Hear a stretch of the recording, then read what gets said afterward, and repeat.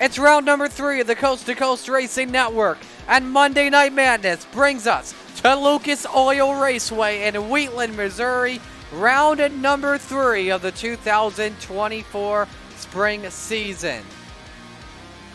Of course, as always, we begin with the Open 358 Modifieds, and the Open Modifieds are brought to you by our friends at Glenridge Motorsports Park.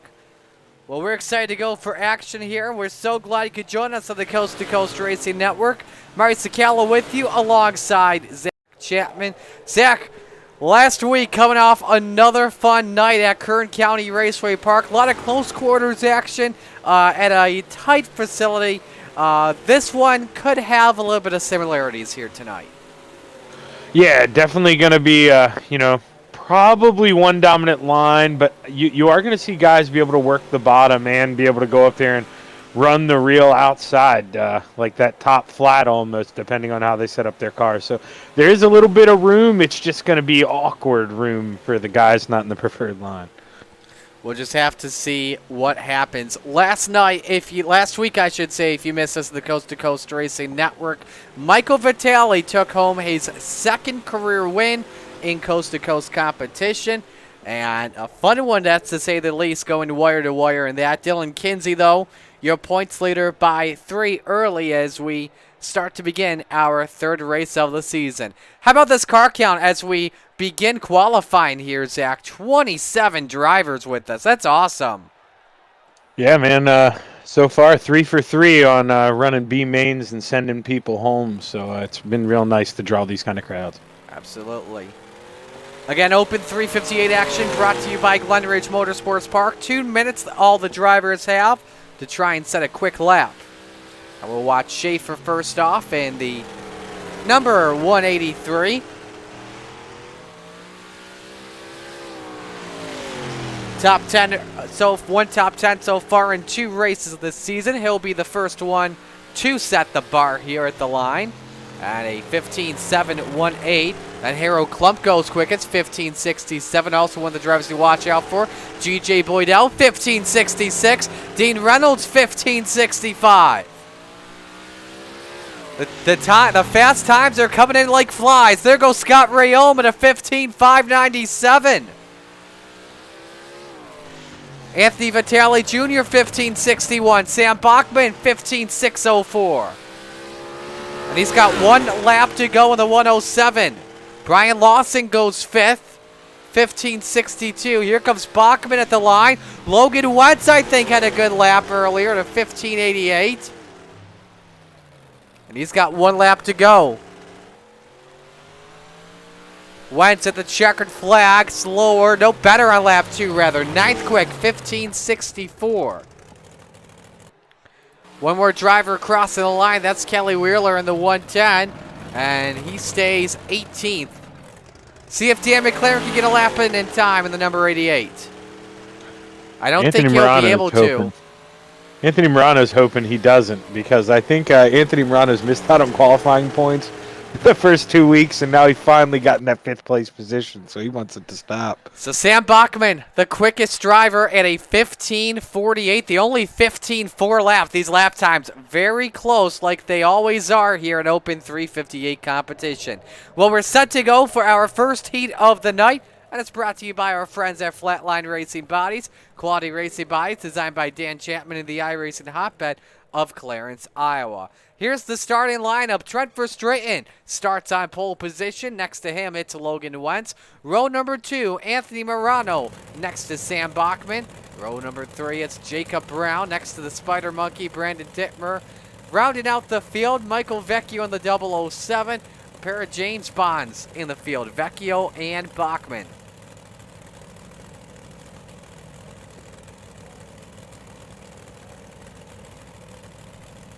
So as the field gets set to go here, let's look at your weather for the day. 78 degrees is the air temp, 80 degrees is the track temp. Wind blowing just 2 miles an hour to the north. We always follow the weather here from now on because, of course, with iRacing and the way the weather system has changed. Verstraeten having to start at the back, taking a penalty from last week, and so that puts Anthony Morano on pole, something he will definitely take.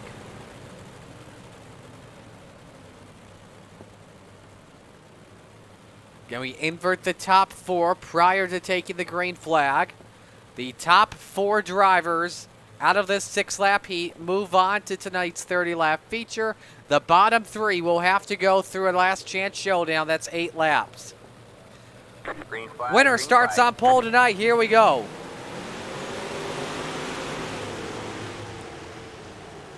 Morano and Wentz.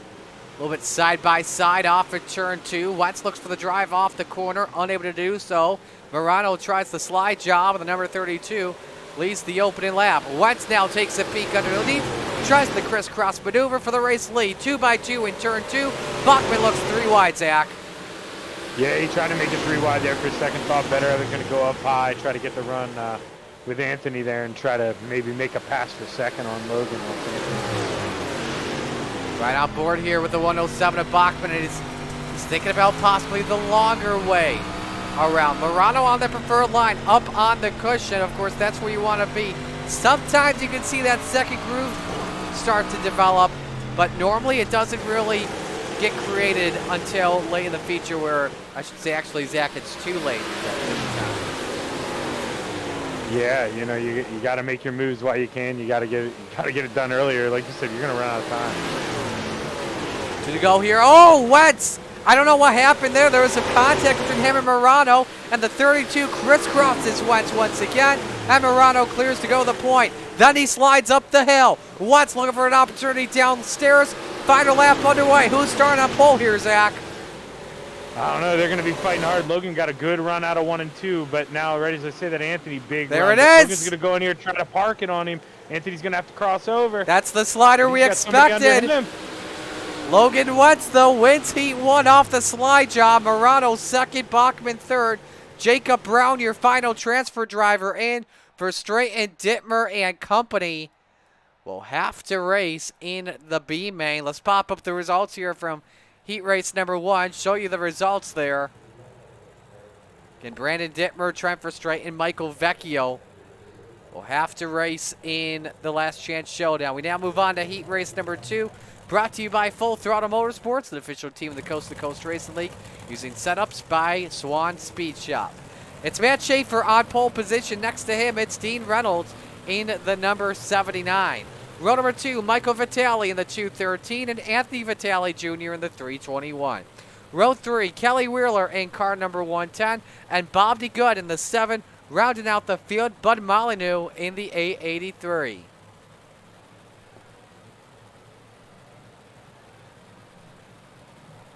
Winner starts outside the front row. We're wasting no time. We're on the gas and we're green. Reynolds keeps it high. Lot of contact. Reynolds spins hard. And we're still 3 wide. Look at that. It's Bob DeGood trying to use something to his advantage, looking for a second spot. That was Reynolds, Molyneux, and Vitale there, Zach. Let's look at a replay and show you what happened.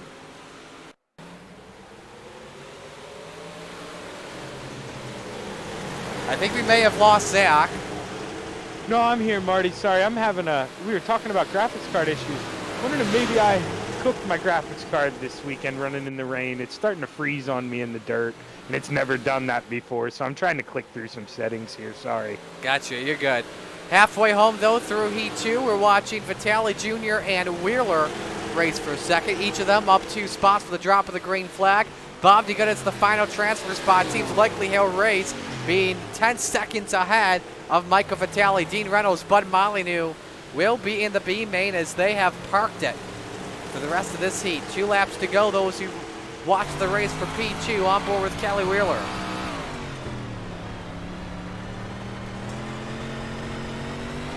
For whatever can work here. Final lap, though, underway, and it's Matt Schaefer in the 183 out in front, who starts outside of row number 1. It's been all him for the drop of the green flag as the checkers fly.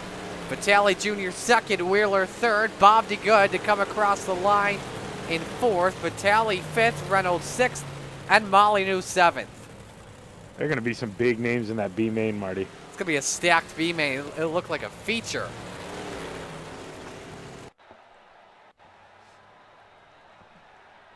Now we move on to heat race number 3, brought to you by Glen Ridge Motorsports Park. Home of the Dirt Car 358 Modifieds every Sunday night, along with a lot of your favorite cars from Pro Stocks, Rush Late Models, and more. On the pole, it's Butters, Jason Butterfield of the 93, next to G.J. Boydell of the 014. Row 2, Brian Lawson in the 9 and Dylan Kinsey in the number 083. Row 3, Randall Dixon in the 011 and John Morano in the 33. Rounding out the grid, Dan McLaren. He starts 7th tonight. Pace car is in. Steve King Foundation pace car. Real quick, Zach, who are you watching out for? Definitely got to keep an eye out on Brian Lawson. I feel like he's always got a fast car, man. He just had a little bad luck. I think he could turn it around this week. Let's find out what happens here in Heat 3. Again, taking the top 4 drivers to tonight's feature. Time to kick the tires and light the fire. Heat 3 is green.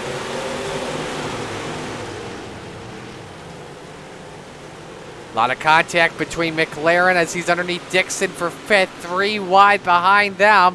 But it's Butterfield that clears G.J. Boyd out early. Great start to this one. Brian Lawson, Dylan Kinsey all split for 2nd. Yeah, man, they're battling everywhere. Even for the back, they were 3 wide coming out of 2. Kinsey looking for another spot. Look out, Boydell. Slight contact between him and Butterfield. And that gives Brian Lawson the opportunity to take over that advantage to 2nd. Get through that hole. Meanwhile, one driver all the way up next to the wall. That's Dan McLaren. Trying to find something to close in on Dylan Kinsey for 4th. He's got to deal with Randall Dixon first. Oh, what a set from John Morano. Way too hard in there. And, man, I don't know about that, Zach, but he pretty much cost Dan McLaren a chance. Yeah, it's pretty much sent Dan McLaren to the B-main for sure. He's not going to be very happy with that. Oh, wait, hang on a second.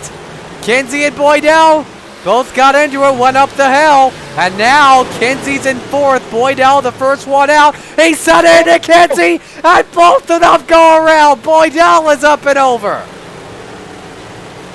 And Soupy says, thank you very much, boys. Randall Dixon 3rd, Brian Lawson 2nd. It's a Venom 1-2 finish as Jason Butterfield sees the checkers. What on earth just happened? I don't know, but Dan's thankful for it. I can tell you that. So John Morano, G.J. Boydell, and Dylan Kinsey will go down to the B-main in a wild Heat 3. While we were at it, let us know who you're rooting for in the chat of all the drivers racing with us tonight. Ryan Herr, thanks for joining us. He's wondering how we joined the league. Go to the website C2CRL.com for more details. And also hello to Slide Job, Isaac Salas. He's actually going to be at the first Super Dirt Car Series race this weekend in New Egypt, New Jersey, making the trip out from what I was told, and I think more importantly to grab some Matt Shepard panels. So, all right, we move on to Heat 4, brought to you by Catalytic Recovery. And here's the starting lineup. The Flying Fry on pole position, Kevin Fry, the 21. Next to him, Harold Klump with the 555. Row 2, the Brewer to Beast, Jeff Barker of the 513. And Scott Rayom in car number 4. Row number 3, Randy Shreves of the 56. And the Mayor, Steve Bixler in the 75.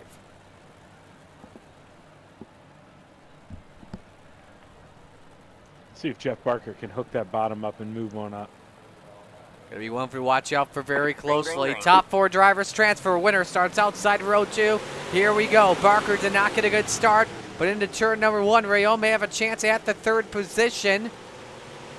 Nice corner exit there, even with Harold Klump right in front. Can he slot down? Oh, Barker no yaw in the corner. That's gonna help out Randy Shreves. The 56 moves up to 4th.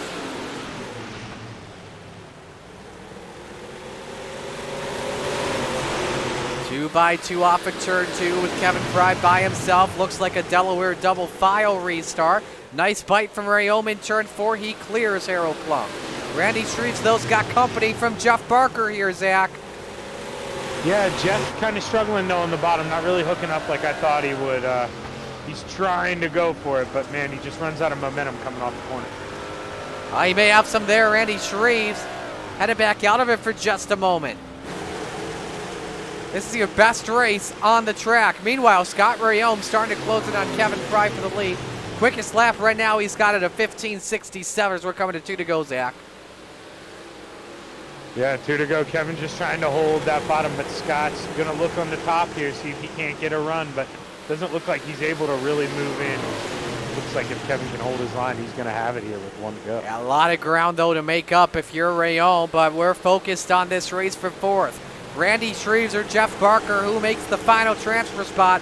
The Brewer-to-Beast is going to have to send it, but Shreves has him cleared into turn number 3. Shreves shuts the door on Barker. Kevin Fry, Scott Rayome, Harold Klump, Randy Shreves, your top 4, as the Flying Fry takes the win.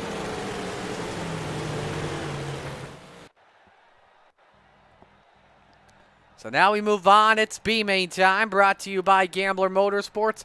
11 drivers in this B-Main, and we're only taking 8. Trent Verstraeten and Michael Vitale on the front row. In row number 2, John Morano and the Brewer-to-Beast, Jeff Barker. Row 3, the Spider Monkey, Brandon Dittmer, next to Bud Molyneux. And in row 4, G.J. Boydell and the Mayor, Steve Bixler. Rounding out the top 10 is Michael Vecchio, one of the bonds of the 007, next to Dino, Dean Reynolds. And rounding out the field, Dylan Kinsey in car 083. Oh boy, this is going to be wild. Here's what this looks like to me, Zach. You've got a lot of the drivers that we normally see near the front starting in the back, and the guys starting at the front are hoping to pull off an upset. Yeah, you said it, and I mean, fighting for 8 spots here, you gotta make sure you survive the accident. Let's be real. There's probably going to be one in the first couple laps. You got to make sure you get around it, and you got to be in contention to fight for 8th place here. Well, we're going to see what happens here in this B-Main. 8 laps, we're only taking 8. Focus on the race for 8th in just a lap from now as we're underway. Watch out for the contact if we have any in this B-Main as Verstraeten clears Vitale early. Jeff Barker, John Morano racing for the 3rd position. Final transfer car at the moment is Dean Reynolds. They were nearly 4 wide in front of him, though. Yeah, and that's not what you want to see if you're in the final transfer position. You don't want to have something happen in front of you. You want it to happen behind you. Reynolds up on the top shelf. Oh, look out. John Morano had to back out of it. You saw it in the background as Dylan Kinsey now tries to look for, I believe that is the 4. That's Brandon Dittmer correction for 4. Sorry, I get my 83s confused all the time. Reynolds up high on Bixler, and Dino's up to 7th. Now the Mayor has the final spot in. Has some good breathing room for now, a half second on Boydell. But 3 wide in front of him. Don't want to see this. There's more contact. Look out around. A bunch of the Bixler involved. Same with Bud Molyneux. Boydell with a lot more breathing room at the moment. That's 2 seconds on Michael Vecchio he's picked up. Yeah, that's almost going to solidify the top 8 if they behave themselves. Vecchio is far back now from Boydell in 9th. So it's Vecchio, Bixler, and Molyneux, the final 3 drivers that would go home at this point. Quickest car on track is Kinsey in 7th at a 15:69. A lot of good races happening around this track. Dino with a slider on Morano gets that to work for the 5th position. You also have Barker and Dittmer for 3rd, and the race for the lead with Verstraeten and Vitale coming to the white flag, Zach. Yeah, this is kind of maybe what line do you want. If you're Trent, sometimes the guy wants to start up high, so he might give it up. We'll see how hard they drive for it. Vitale doesn't have to race him. He knows he's in. Just don't make any contact. Brandon Dittmer up at the wall, but doesn't have to worry about a darn thing, that's for sure. Off of 4, Verstraeten the winner. Vitale 2nd. Barker beats out Dittmer for 3rd. Reynolds 5th. John Morano 6th. Kinsey 7th. And G.J. Boydell the final car in. And so Michael Vecchio, Steve Bixler, Bud Molyneux, as long as they're not racing in the sprints, they're going to have a beer early. So with that being said, we're going to stop aside and take a commercial break. It's warm-up time, brought to you by the Oswegan Speedway. Stay with us at the Coast to Coast Racing Network.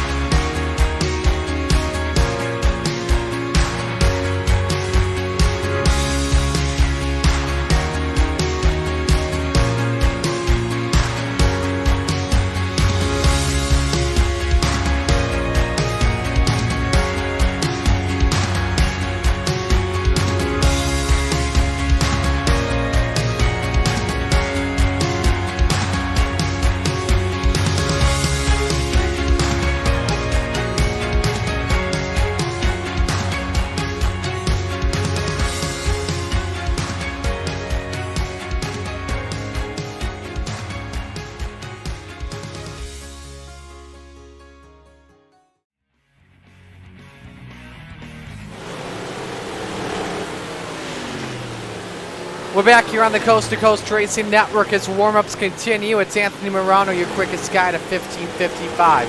Hey, he's probably, I don't know if he would appreciate about us mentioning him, but I really do want to take an opportunity to say this anyway. And I know Zach is maybe thinking the same thing, but of course, after we ended last week on Monday Night Madness, we got the news that our good friend, the Bassman Roger Craig, was stepping down as president and CEO of the league. Zach, you and I, we want to take an opportunity to thank Roger for all he's done.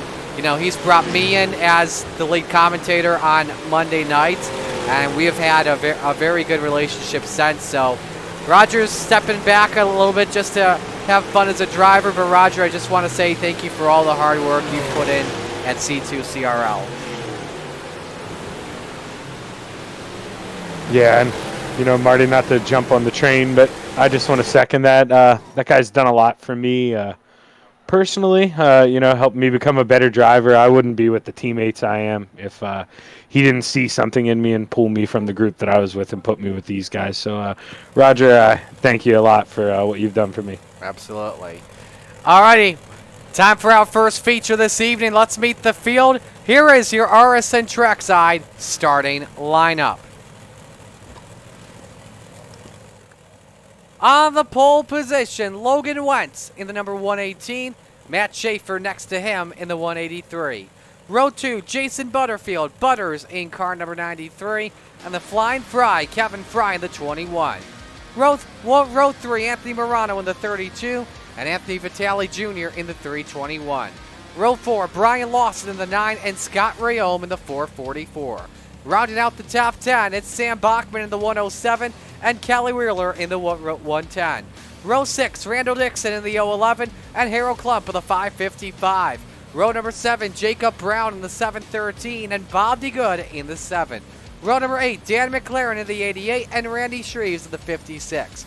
Rounding out the grid this evening, you have Trent Verstraeten in the 88, Michael Vitale in the 213, Jeff Barker in the 513, Brandon Dittmer in the 83, Dean Reynolds in the 79, John Morano in the 033, Dylan Kinsey in the 083, and G.J. Boydell in the 014 to round out the field. Time for picks here, Zach. Who do you got winning? Let me take a quick look here. You know, Logan Wentz is always quick, but I got to go with Anthony Morano. He's got to always be the favorite, right, Marty? Morano in the 32. Yeah, he's definitely the favorite, looking for win 1 on the season. Give me Logan Wentz here from the pole as we're ready for the Lucy Olsen start. First feature of the night at Lucas Oil Raceway. It's time to get it on. Oh, contact behind them. Lawson's already rounded turn 1, and we're already wadded up half a dozen at least. Didn't even make it 0.2 of a mile, and we have calamity. Yeah, I mean, I didn't get to really notice what happened live there, Marty, but a lot of these times, you know, you step on the gas and they want to bite right, and I imagine that's how it happened. Yeah, Wentz got into Schaefer, and everyone just... Actually, this caution actually started with Brian Lawson. You know, there was a lot of bumping and banging up front, but no, this accident actually begins behind them with Brian Lawson. Let's get you another angle. We showed you Lawson spinning. Now, how was that caused? Here's an alternate angle. Everyone just trying to take evasive action and what happened. Now, as long as you kept it straight, you'll be able to retain your spot. And you see it right there. Man, a lot of good cars involved. McLaren, Brown, Parmalee, Kinsey. That was a weird wreck to get things started here. Yeah, these things, like I say, they're unlike anything else we drive. I mean, sometimes the sprint cars, you know, you stomp on them, you got to be a little nice. You can't be too naughty on the throttle, can't get in it too hard. But these things, if you don't get on them real slow, progressively, you bite right. And, I mean, you just go up there, and that guy up high, nothing he can do. Single file restart here as we did not complete a green flag lap. Believe there's one driver a lap down, and it's Jacob Brown. Believe he had to use a quick repair, either that or if not, tow to the pit. So we'll try this once again. Everyone stays put amongst the top 5 drivers. Back to green. And man, Logan Wentz came out firing like he flew out of a cannonball, or flew out of a cannon, I should say. Kevin Fry looking low on Jason Butterfield for the third position. Fry sends it underneath. You got one guy around the outside. That's Bachman. Lap number 1 up. Oh, excuse me, lap 2 finally up on the board. It's led by Logan Wentz. How about Murano looking for a run? Nearly ran out of real estate, but hangs on. Oh, yeah, and Kevin Fry got up in the Samuel Bachman. Around goes Kelly Wheeler. Caution is out. Caution is Wheeler out. spins the 110, a nice 360 as he kept it going, but will have to go to the back. Let's show you another look at what happened.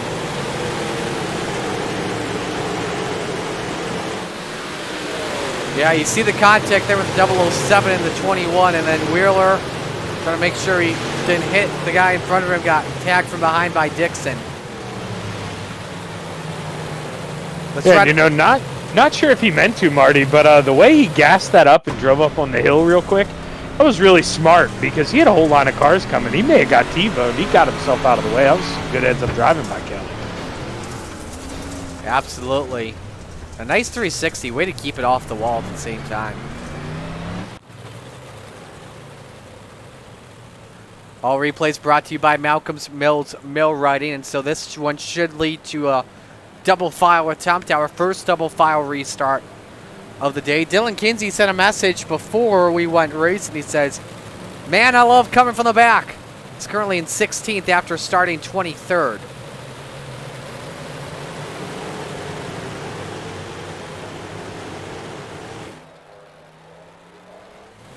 So field resets. We'll watch this restart from an aerial shot.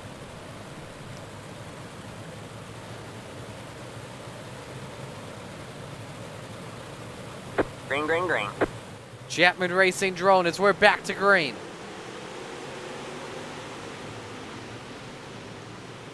Three wide, 4 wide for second.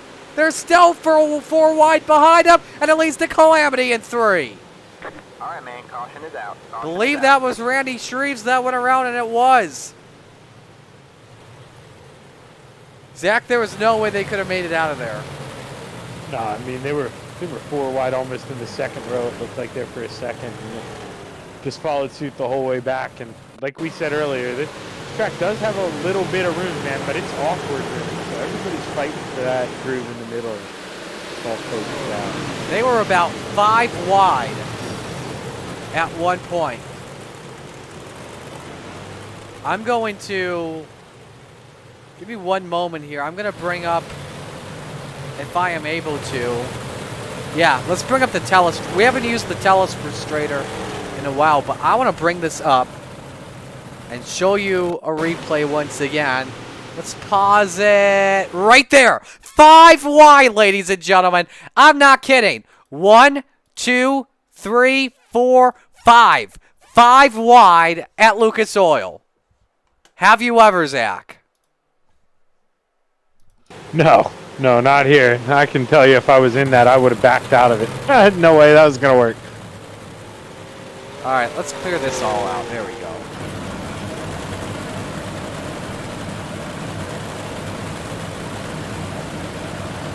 All right, so we're set to go back to green. And again, another single file restarts. We did not complete a green flag lap.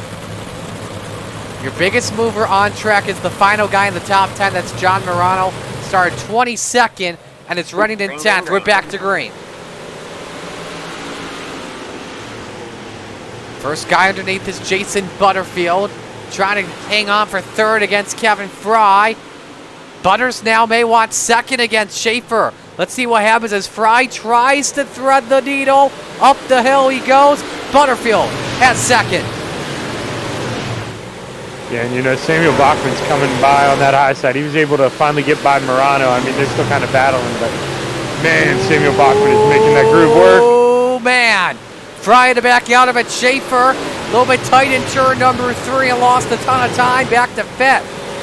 He's racing Anthony Murano for that position. A lot of good close quarters racing here at its finest. You ride on board here with Anthony, able to clear Schaefer for 5th. Butterfield still with 2nd. How about Sam Bachman? Start all the way back in 9th. He's looking for 3rd on the flying fry here on the high side, Zach. Yeah, he looks quick up there for sure, but the thing that scares me a little bit about him is he doesn't look as quick as your leader who's running up top, and I just feel like as aggressive as he's being right now, he needs to make the moves because that right rear tire is going to pay for it in the last 10 laps. Once we get past 10 laps, we'll pop up the 5-lap average, show you who the better car is, and obviously Logan Wentz with a 1 second lead on Jason Butterfield and company. Watch this race. First, second, man, Bachman doing a great job up on the top shelf where Mama hides the cookies, and is able to clear Butterfield for the second position. What a run entering the corner Bachman had. So we pop up the 5-lap average. Right now, Bachman is faster than Logan Wentz. You can see there just barely. Both of them better with the average time that last time by. Right now, it's Bachman, Wentz, and Morano, your 3 best drivers on track, Zach. Yeah, no surprise there. Some big names, but Morano's big issue is right now he's got 2 cars in between those front 2, so he needs to get by quick or he's not going to have any time to go do anything. Trying to go around the outside. Oh, look out! Contact with Fry. Nice shot from Morano to read that well and back out of it. And he almost hit the Tory tire there in turn 4. Yeah, he had to be aggressive to go plant it back down under Kevin. Oh, caution! Scott Rayome, Randall Dixon, Jacob Brown have all crashed in 4.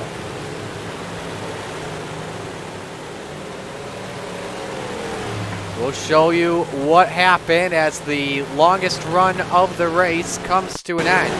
Here's a look with Rayome racing John Morano. This had to have been like around the top 10 or so.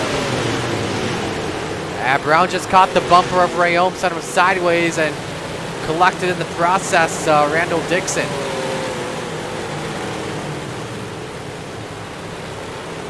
Let's ride on board with Jacob.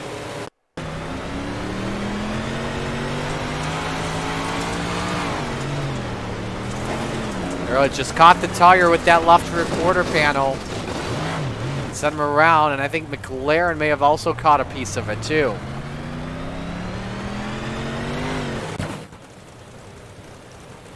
Rayome still having a tough time getting that car outrighted.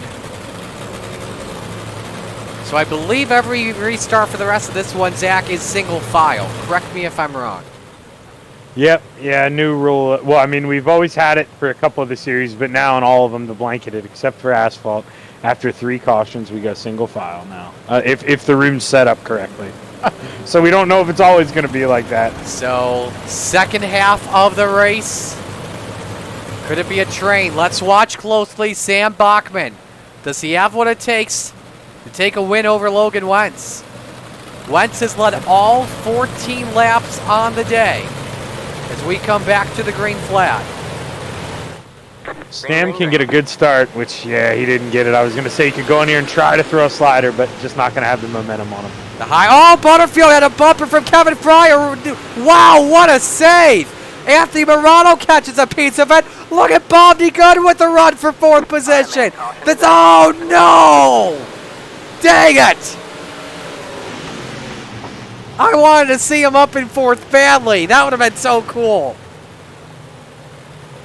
Caution waves for Harold Klump. And here's a look. Haldo. There you see the stack up there, and bang. Contact by the 213 of Vitali for Straighten. Also involved. Is the 213 missing a left front right now, Marty? I don't know.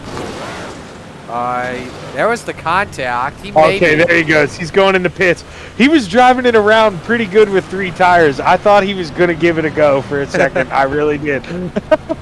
But now we got to go back to that restart and show you how Jason Butterfield was able to save it in the 93.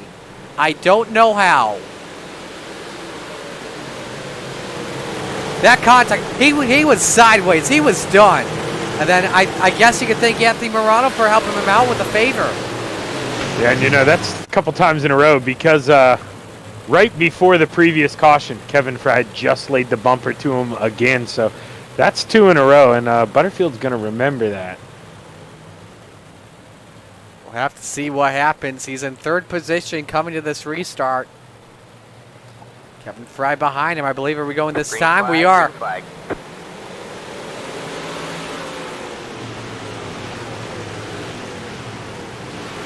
So Wentz able to hold serve. Fry looking for that third position. This time does it the longer way around. Now we're wondering, even with what happened, what's the damage look like? And Fry got Butterfield again!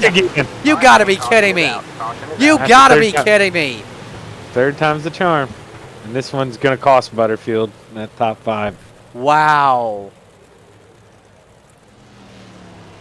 Zach, I hate to say this on a broadcast, but that was totally uncalled for. Yeah, you know, I hate to agree with you so bluntly, but yeah, kinda. You want to give him a break on the other one, the middle one, because that's on a restart. You know, sometimes your timing's a little different. It doesn't okay it, but you know, it's just sometimes it happens. But you know, it's 3 times, 2 times under long green flag runs. Yeah, it's going to be looked at, I'm sure. Give credit to Kevin Fry as well for the save he made up in the chocolate chips. So Butterfield bring the car back out on track after a quick repair. And this should be interesting here. He is behind Kevin Fry. Oh, there it is. There's a bumper. That just DQ'd Kevin. I am not kidding. Beef has taken place at Lucas Oil.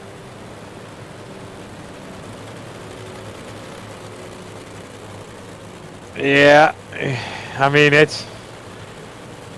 we've all done it before, you know, can't really blame him for doing it, but I'm sure that's going to get him a week vacation. Tempers flaring early at Lucas Oil Speedway.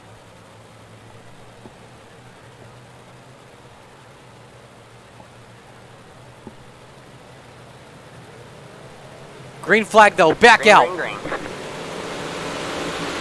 So now look at who has the advantage after all that. Anthony Morano now in a podium spot and looking for the race lead for just a moment. Bachman's got company. Yeah, and Morano always likes to run that bottom, so that was a big benefit to him because Kevin and Butterfield, they were flirting with that middle bottom. Now Anthony's got all that room.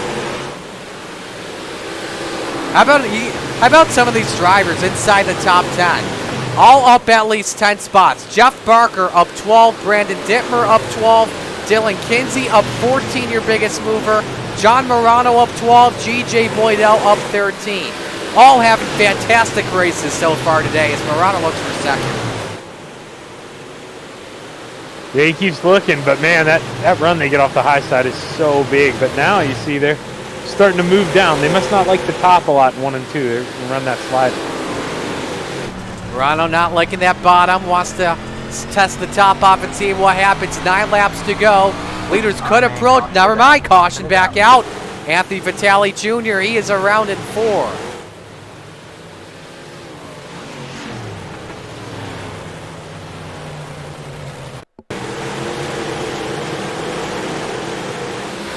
Here's look at what happened. Bang! Right into the Tory Powder Donut. Boydell actually hit the orange donut. I guess we've got a Tory Powder Donut and a, I guess a peanut butter donut. That's gotta be kept away from me though. Just saying. I feel you. I love me some peanut butter, Marty. I'm allergic to stuff. Oh, dang. Yeah, so I can't. So that's why I say keep it away from me.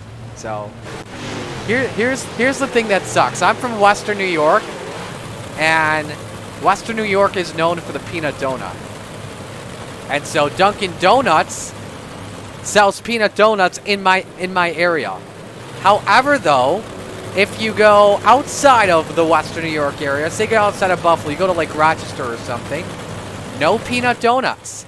So I can have I love the Boston cream donuts at Dunkin' Donuts. They are delicious. And then pair that as well with a bacon, egg, and cheese breakfast sandwich. I love those little hash browns they have there, man. Oh, my God. I find it unique and pleasing at the same time. that they're the only company, the only restaurant that sells a bag of bacon. I didn't even know that. That's awesome. Snack You and may have to bacon. pick one up. It's delicious. Snack and bacon, I recommend it. flag, All green right, flag. back to green. 7 to go, 8 to go rather for Logan Wentz. He's led all 22 laps so far today, looking for win 1 of the season. Morano looking for the bite off at turn 2, trying to go after his teammate for second. Yeah, just no run off the corner. He makes all that time driving it in hard on the bottom, but he's just got to float it up so soft and not get sideways, and he loses all that time. Let's get back to the 5-lap average. We haven't looked at that in a while. And right now, we've got the 3 best drivers going at it. Dylan Kinsey maybe the 4th best. Let's get to that race up here. How about Kinsey? 17 spots if he can get up to 6th. And again, he started all the way back in 23rd today. What a run by the FTM driver. I shouldn't say this, but come on, hold him off, Bob. I'm rooting for you. Bob did good, though, as well, in the top 5, having what I believe is his best run ever in a 3:58. 4 laps to go at Lucas Oil.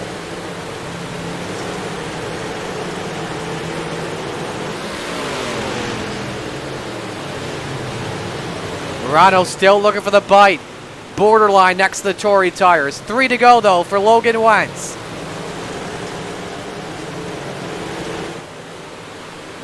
Teammates going to keep it clean with each other. They know how to race each other. Bachman got in the wall. Can Morano clear him here? Great pass from Morano, the 32 up to 2nd. Now can he capture Logan Wentz? One of the drivers going to take home win 1 of the season.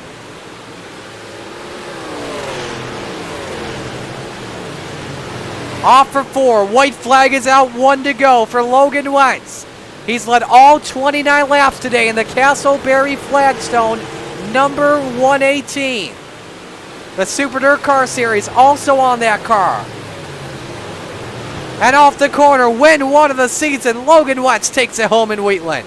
Morano 2nd, Bachman 3rd, Schaefer 4th, Dylan Kinsey up 18 spots to finish 5th. Yeah, heck of a run for Dylan. Kind of one of those coulda, woulda. If maybe he could have got a caution at the end instead of somebody in the beginning, maybe could have fought for the podium. But good run.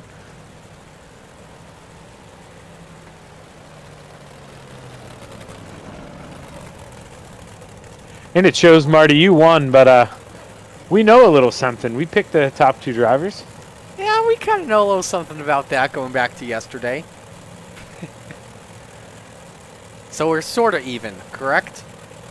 Yep. We're even. For those wondering, yesterday in GT3s, he won, I finished 2nd. So that is your Heat 1 results. Let's pull up the feature, shall we? There you see how they went down. Wentz winning by 0.8 of a second on Anthony Morano, Sam Bachman, Matt Schaefer, Dylan Kinsey, Jeff Barker, Bob D. Good, Brandon Dittmer, Kelly Wheeler, Dean Reynolds rounded out the top 10. We had, if I'm counting this correctly, five drivers up at least 10 spots tonight. John Morano as well. Give credit to him from 22nd to 11th. A lot of drivers also with some tough breaks. Scott Rayome, one of them. Then Anthony Vitale Jr., Jason Butterfield, Kevin Fry, all having all-star near the front. All went south for them. So, all right, top 3 are all in here. We're going to begin with our 3rd place finisher in Sam Bachman. See if we'll bring him on in here. There we go. Sam, a nice run for you tonight. Starting 9th up to 3rd. What positives did you take away from it? Well, I guess just making it up there to a podium position, that was awesome. I thought maybe halfway through that race when my car was really feeling good, I was going to get Logan, but those cautions kind of killed my momentum a little bit and really didn't go my way. So did you feel like you had a better car for the long run, and if that kept going, you felt like you would have had a chance at Logan for the lead? Yeah, the set I normally use is mainly for beat up tracks more, so it starts digging in a little more when they get black more out there. But so yeah, I probably could have had a little better chance, I think. Who do you want to give shout outs to on the run? all the boys over at FTM, Logan and Anthony for racing me clean, Swan Speed Shop, Expert Installation, Dean over at Super Dirt Car, and you guys for putting these on. Alrighty, man. We'll let you go. Great job tonight, and best of luck next week. Thank you. So that's Sam Bachman, our third place finisher. Let's go to our second place finisher, and Anthony Morano. And you know what, Zach? I'll let you take this one. Hey, Anthony, Zach in the booth, man. You got a copy? What's up, Shaggy buddy? Well, dude, you were coming there. It seemed like you just were kind of getting stuck behind the mess that was in front of you there when you were in fifth. You were trying to run the bottom, but they were battling pretty hard, and you couldn't really get around. Were you ever thinking about moving up top to follow Sam there? Or were you just trying to save your stuff there in the beginning? I went up there to the top, and it kind of got stuffed in the fence by somebody coming up off the bottom, and that was a rough race there for those two guys. It was definitely something to watch in front of me, but it was nerve-wracking too. So, but we'll take second. I got lucky with Sam there. He tagged the wall going into 3 with 1 lap, with I think 2 or 3 to go, and I was able to get around him then. But I had nothing for Logan. I took too much gear out. I should have left it where it was and would have been able to find something on the bottom 3 and 4, but definitely not enough gear for it. So my mistake on it, but hats off to Logan. Ran a great race, and we'll go on to the next one. Yeah, I mean, he led every lap tonight. He kind of earned this one, but like you said, wrong gear choice. You live and learn, and move on to next week, man. But second place, great points tonight. So, got anybody you want to thank?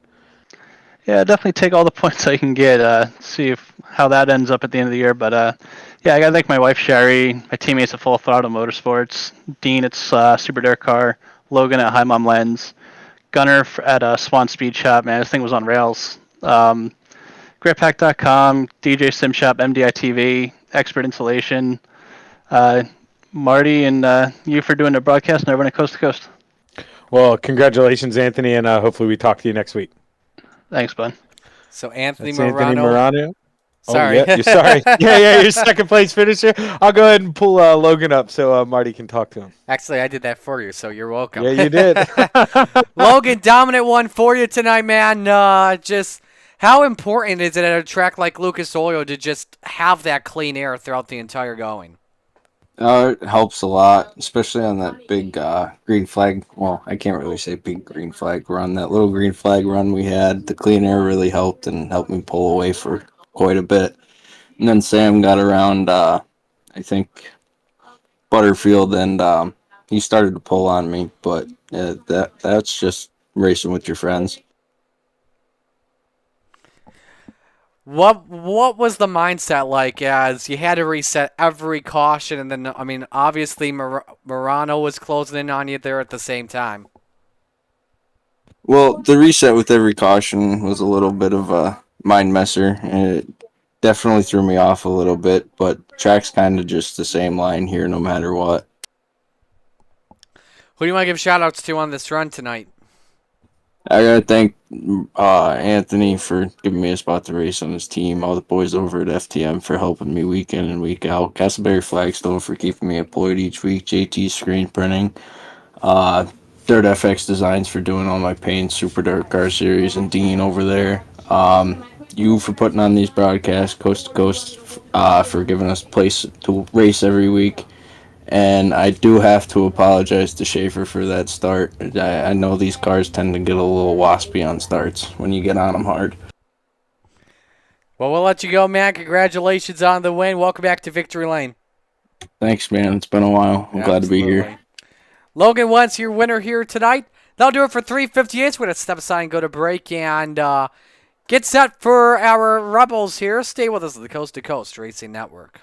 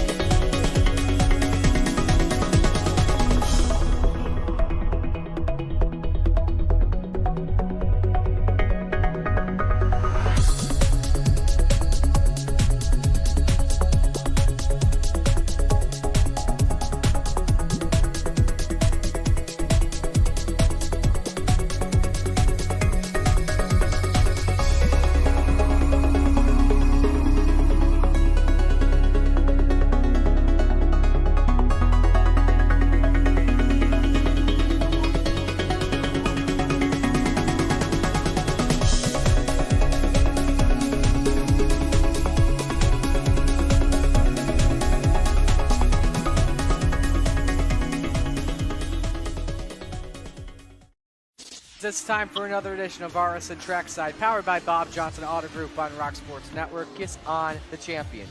Trying to be a bit of a hiatus, so let's get tonight when we talked about it.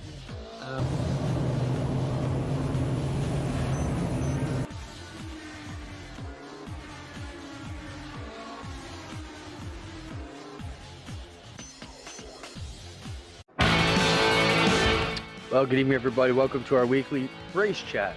Adam Ross and Clinton Jeffrey are live and interactive every Tuesday night.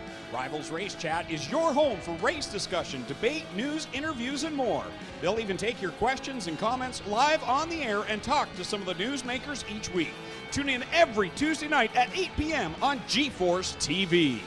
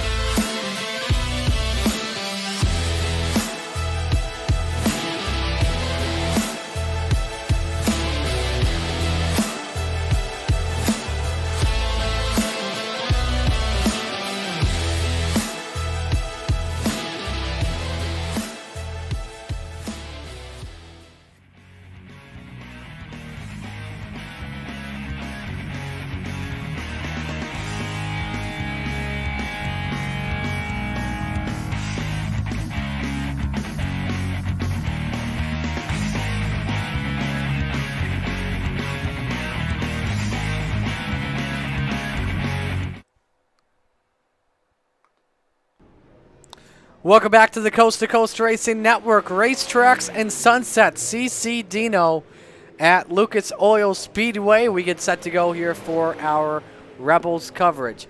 Mike Scala with you alongside Zach Chapman. Zach, let's look back at last week and what happened in the Rebels. 2 starts, 2 wins so far for the boss and Ross Carina. We should put up a bounty tonight, just for fun. Now, actually, you know what? Yeah, No. I may have just jinxed as I said that. If he wins tonight, we are putting a bounty on the line for week 4, you and I. All right, sounds good. I mean, he's going to be real tough to beat. It's almost you don't wish it on anyone, but with the way he's been driving, he almost needs something to happen to him like that happened to Max Verstappen over the weekend. You know, something mechanical to level it out a little bit because, man, he's been in his own area code. And then he carries that right over to the A Series and runs in the top 5 over there. So, I mean, he's on his game. I mean, to cook up a right rear brake or something. So. Yeah. I'm a Max fan, so that broke my heart. But me too. I'm a Red Bull guy, but I was happy to see it happen. Yeah, it was nice to see somebody else get a chance, and I have a feeling Carlos Sainz is going to be our other Red Bull driver next year. I don't know. We'll see what happens. He deserves a good ride, though. He really does. So. Anyway, qualifying underway here for the Rebels. First driver we'll watch on track. We'll bring out the driver of the number 122 and Brian Dickens.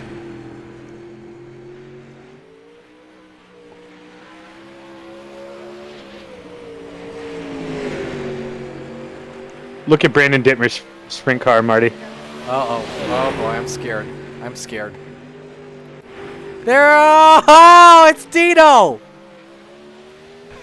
I love the hat on top of Dean. Me too.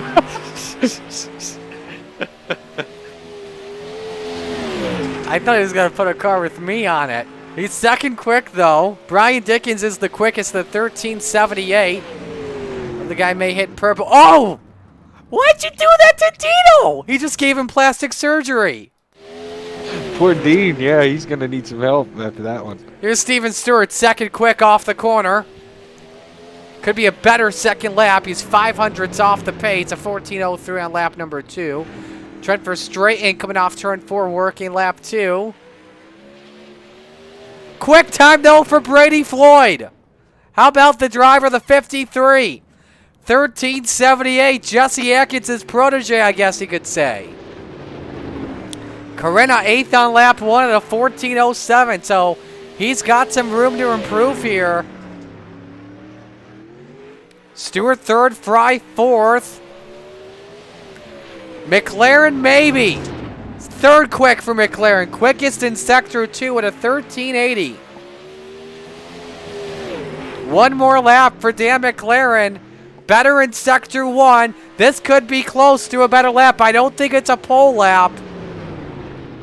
And I think he bettered it by a couple thousandths. So, Brady Floyd, your quickest. 3:13. Look at that. The top 3. I just noticed this. You saw first, fans at home.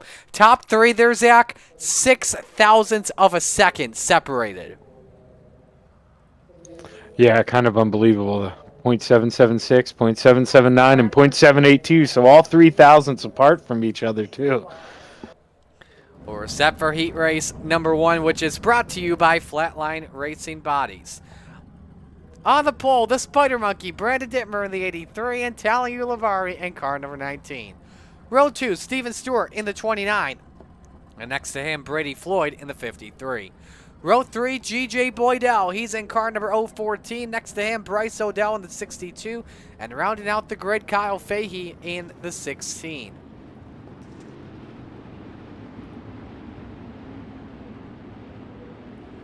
And again, let us know who you're rooting for in the chat. I wanted to go back to Dylan real quick because he went 23rd to 5th. Zach, he did that all with 0x tonight. Oh, wow. Man, and that was a do of a race. That's very impressive. Yeah. And a wild feature, too. So, we're taking everyone here tonight. Car count was about 20 drivers. Winner, though, on pole for the feature. Here we go. We're green. Dittmer with a great start, immediately clears on both Steven Stewart and Tallon Ulibarri. The latter two were wing-to-wing for second, and then Stewart got on the throttle first. At the line, Dittmer leads lap 1. One car sideways, that was Fahey in the 16. He keeps his car going. Best race on track for third. Here comes Brady Floyd on Ulibarri. Remember, he was the quickest, so he starts fourth in Heat 1, Zach. Yeah, definitely quick in qualifying, but I think, just can't run his full line that he wants, can't float up. He doesn't look as quick as he was in qualifying, that's for sure, as Ulibarri is able to hang with him there. And Dittmer's kind of been able to walk out into his own area code here, Marty. How about this gap? 1.4 seconds on Steven Stewart. 13.76 last time by. Quickest of anybody. Here comes Ulibarri again on Floyd, trying to answer back and gather third. So it seems like if you're the quickest one in qualifying, you're at a pretty notable disadvantage here tonight.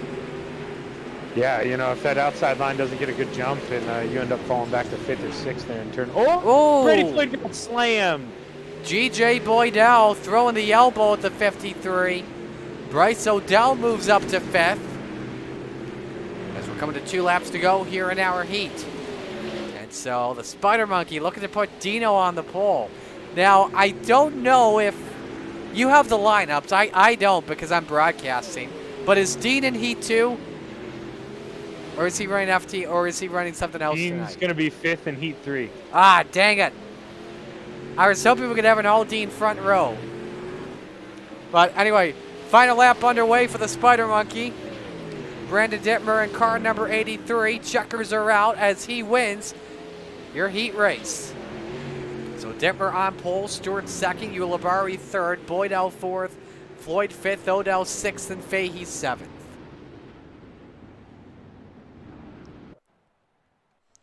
Now we move on to heat race number 2, brought to you by Full Throttle Motorsports.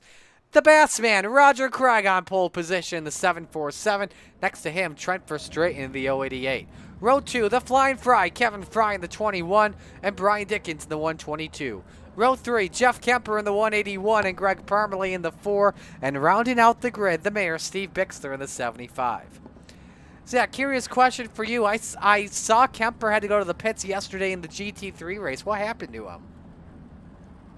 Ran out of gas, Marty. He missed the pits when he had 1 point whatever. So if you noticed, he was going real slow that last lap. That's why we caught him so fast.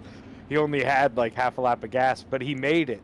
And then as we went around turn 4, or that last turn, he didn't turn hard enough into the pits. You know, that awkward pit entry, and he ran out of gas. That sucks.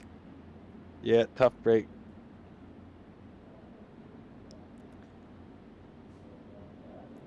All right, ready for the green flag to get Heat 2 started.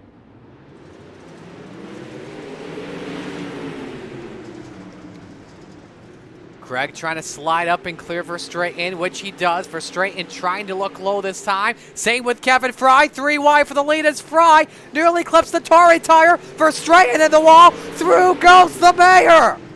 It's the Mayor's office and Steve Bixler as he leads the lap, but he gets sideways. Kemper and Craig touch. The 181 now goes to the point.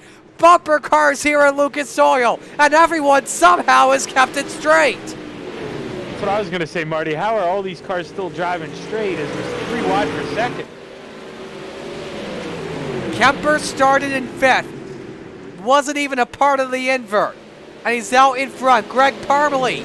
Same with him. Same with Steve Bixler. Your top 3 cars on track. Look out. Craig a little too high over the cushion. Oh, I think we have a contact. We did just for a moment. Yeah, Offit and Bixler got together there in second. Hurt Bixler. Bixler's going to fall back to 4th. Oh, no! Bang! Bixler and Verstraeten touch. That's a tough break. Bixler having the heat of his... Oh, Kemper crash! Kemper crash! He's out of the race! I don't know what happened. Hit the inside tire, Marty. Ah! Broke the left front. Dang it. Fry and Dickens now for the race lead. Fry with a slider on the 122. Dickens crisscrosses a touch, and Kevin Fry goes around.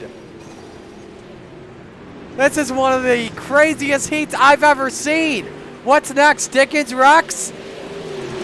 Roger Craig looks low, no yaw. Fry may even finish in second and spin out at the same time. That's unbelievable, Marty. Brian Dickens off of turn number 4, wins Heat 2 somehow. Fry second, Verstraeten third, Craig fourth. That is Bixler, Parmalee, and Kemper. How about Dickens after that, at that final lap? 14-11, best heat of anyone.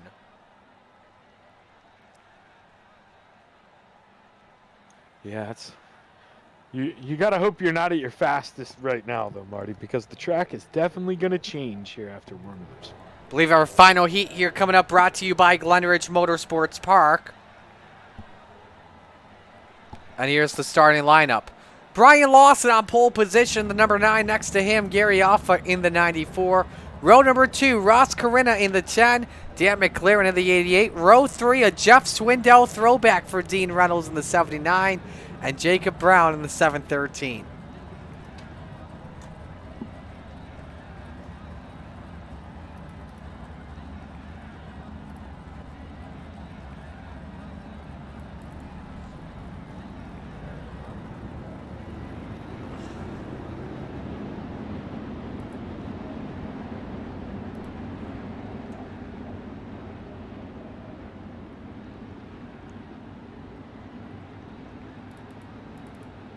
All right, if Ross wants to go for that 3-peat, it all starts here. He's got to try to get to that front row. Absolutely. All righty, Lawson and Offutt bring us the green winner inside row 2. Green, green, green. Here we go.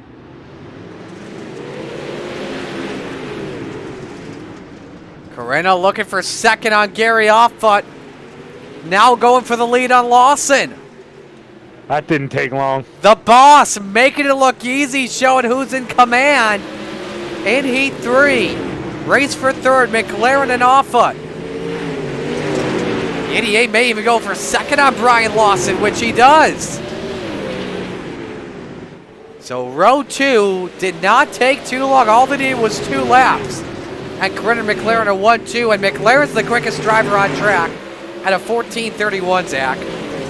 Yeah, Dan was quick in qualifying, if you remember. You know, just got edged out there a little bit, but he's going to try to see if he can't go catch the boss here. And now it's Corinna, though, at a 13:89. That's a heck of a lap, blazing lap.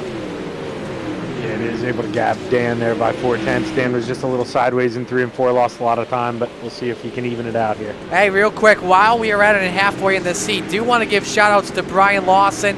New job for him that he announced earlier this week, and is super excited for it, so congratulations to Brian on getting that opportunity. See Lawson working in the home inspector side as well. So here is the boss out in front, and Ross Carreno with 2 to go. That's McLaren, Lawson, Offut, Brown, and Reynolds. That's how the field looks. It is all him right now to kick off the season. Final lap is underway.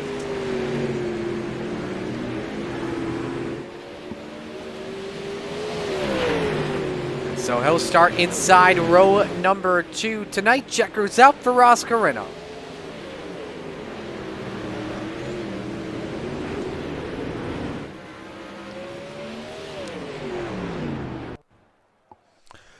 Alrighty. Warm-up time here brought to you by the Oswegan Speedway. Stay with us on the Coast to Coast Racing Network.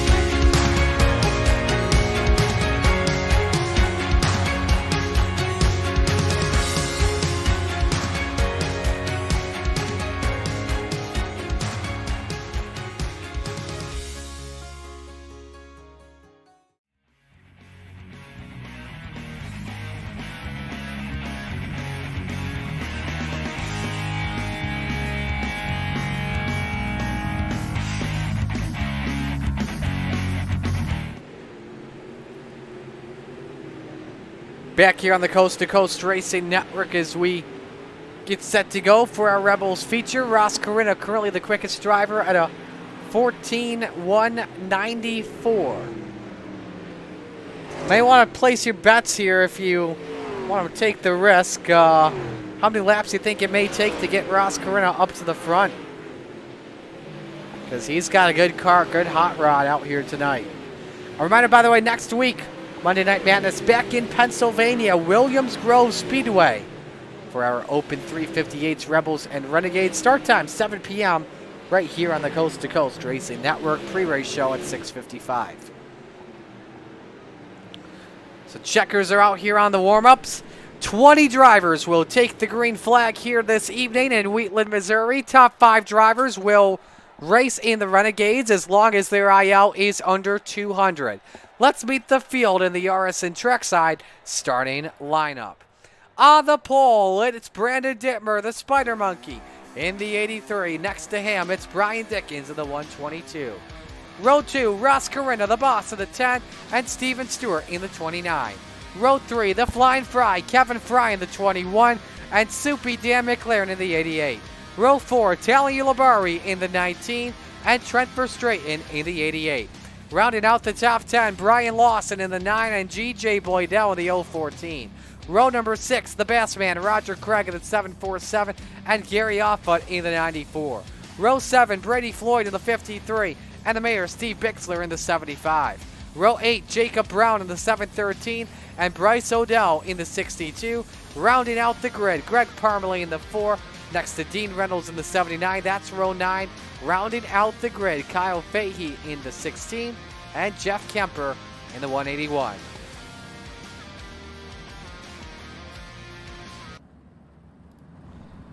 So as we get set to go here, Zach, who's your pick to win tonight?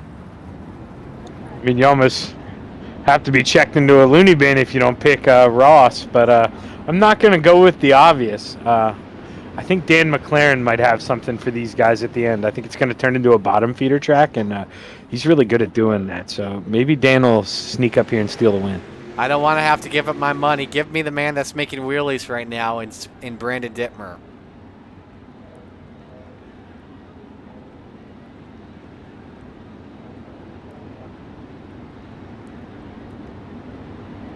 White flag is out. 1 lap to go on the Steve King Foundation pace track before we go green. And we're ready for the Lucy Olson start.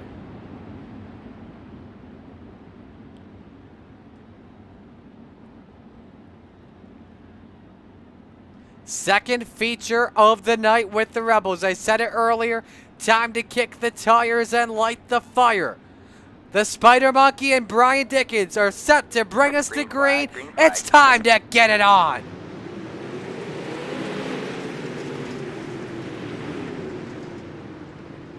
Good jump by Dittmer off of turn number 2. Ross Corinna, no time he's wasting. Moves up to second, but can Dickens get the drive off of turn 4? Yes, he can. 3 wide for 4th as Dittmer leads lap 1. McLaren down low, Fry in the middle, Steven Stewart up top. Corinna looking for the lead on Dittmer here, Zach. Yeah, he's trying to get that bottom, but Dittmer's doing a good job of pinching him off a little bit on entry. I don't think Dittmer wants to run the bottom, but he sees how fast Ross is on the bottom. But now Dittmer's coming on the high side. Brian Dickens with an opportunity. Yeah, we know you, Matt. No worries. Dickens a nice drive off the cushion and leads it at the line.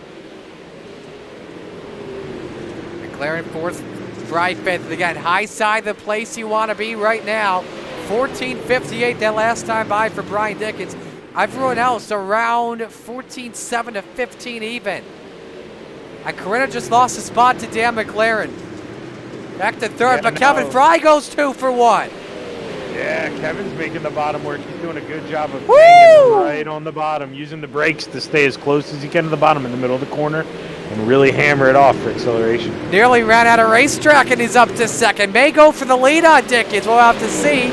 But now Corinna wants to fight back for the 2 spot. That last lap for Fry of 14:09. So both grooves are coming in really well here. Yeah, he's doing a good job, but there he overdrove it a little bit, floated up in the slick in the middle of the corner. He's got to back up that entry and keep on the bottom. Dittmer up the wall. He keeps it going while racing McLaren for the 4th spot. 7 laps in the books. Brian Dickens, Ross Corinna, Kevin Fry, Brandon Dittmer, Dan McLaren, your top 5 drivers. First caution is out. Big wreck. Brady Floyd, Roger Craig, Jacob Brown, and Jeff Kemper.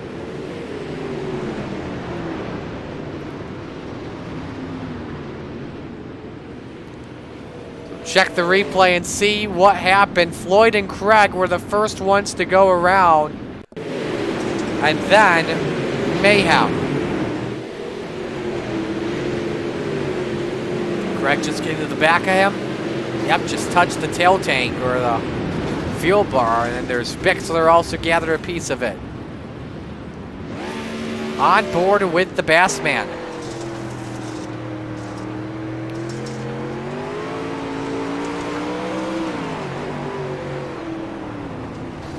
Right there. Guess he didn't see the lick coming on the left side coming. That was hooked by Jacob Brown in the aftermath. So, first yellow flag out of this feature as we bring up the 5-lap average for the first time in this feature, and this is a close one between Dickens and Fry. And Dickens, let's keep this in mind too here, Zach. If I recall correctly, Brian has won at this track before, and it was thanks to the high side. Yeah, he always likes that high side. I like what he's doing here now. He knows he can throw a slider in here to take the high side back, but Kevin was comfortable in the bottom, so he's going to make him restart on the top. I really like Brandon's thinking. Back to the green flag we go. Called Brian Brandon. Sorry, Brian. I've got your name wrong twice. Corinna nearly got Kevin Fries. We're 3 wide for third. Look at Steven Stewart. Coming out of nowhere, breaking back into the top 5. Contact between Dittmer and Verstraeten, everybody hanging on for right now. But you've got a race for the lead. Kevin Fry looking underneath on Brian Dickens. The low line working out for the Flying Fry, and he goes to the point on lap 11. All right, man. Caution though out again. And Gary Offut, Jeff Kemper, Brady Floyd, Jacob Brown. Perfect time for the yellow flag to fly for Kevin Fry. Show you what happened here. Man, just tight racing in the back. 4 wide in turn 2 again. Offut looked Offut and Reynolds, or was hooked as well. You saw Dino there lose the front wing. Let's go on board with Jeff Kemper. This may have been a second wreck.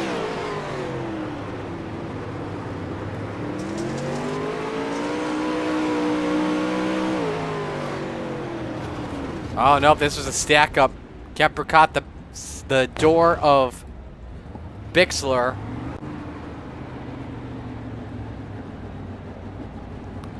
And so that's what took everything up. Now, Brian Dickens may be glad he is on this line. Well, actually, forget what I said. Both drivers are on the line so that they each like here. Fry likes the bottom. Dickens likes the top. Who's going to use it to their advantage? Obviously, Fry has the sleight of hand coming back to green. Yeah, and I think that's going to be big for your man in third place right now. If he can suck up on the back of Fry and get a really good jump, they have all that tack on the bottom on the front stretch, he might be able to go in here and get Dickens for second and then see what he can do with Fry, but he's going to have to get a good restart. Restart coming from the Chapman Racing drone. Fry and Dickens bring us to green. 11 laps complete. Green, green, green. Dickens caught sleeping there. You called it, Zach. Corinna looking for an advantage as it's 3 wide behind them. It's just so hard to fire in that middle line, Marty, coming off of 4. You just don't get the throttle response that you do on the bottom with all that tack. McLaren looking for an opportunity to get past Corinna, but the 10 got loose, and because of that, the 88 headed back out of it. Here comes Stewart once again, trying to break into the podium. Would be the highest position he's been in this race. As Corinna still at the line in third. Trent Verstraeten in the 88 trying to make do. Contact with Dittmer. So he hangs on for right now. Nice pack racing off for turn 4, but still Kevin Fry is next time by. We see the cross flag, Zach. Yep, he's still one of the quicker cars on track. Caution. Oh, big wreck-it too. That's Boydell. Kemper's lost the front wing. Now let's see here. Offut, Parmalee, Lawson, Kemper, Craig, the big one. We'll just say the big one right now. At least a third of the field. Here's what caused it. Watch Offut. Actually, he may have been in the back of the pack. So he catches the tire damaged the left front pretty good. So this wreck actually happens in front of him. Let's show you Parmalee. That's Dino. We want Parmalee. Here we go. This may tell us the tale of the tape and what happened. Parmalee came in a little too hot, caught Brian Lawson. A lot of good cars involved in that accident. Let's go on board with the 9.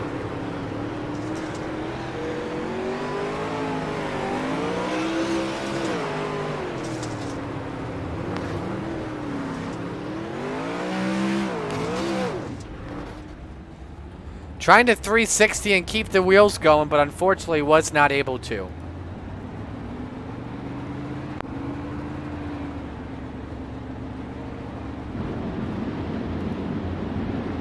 So we are halfway home. Again, every restart for the rest of this one.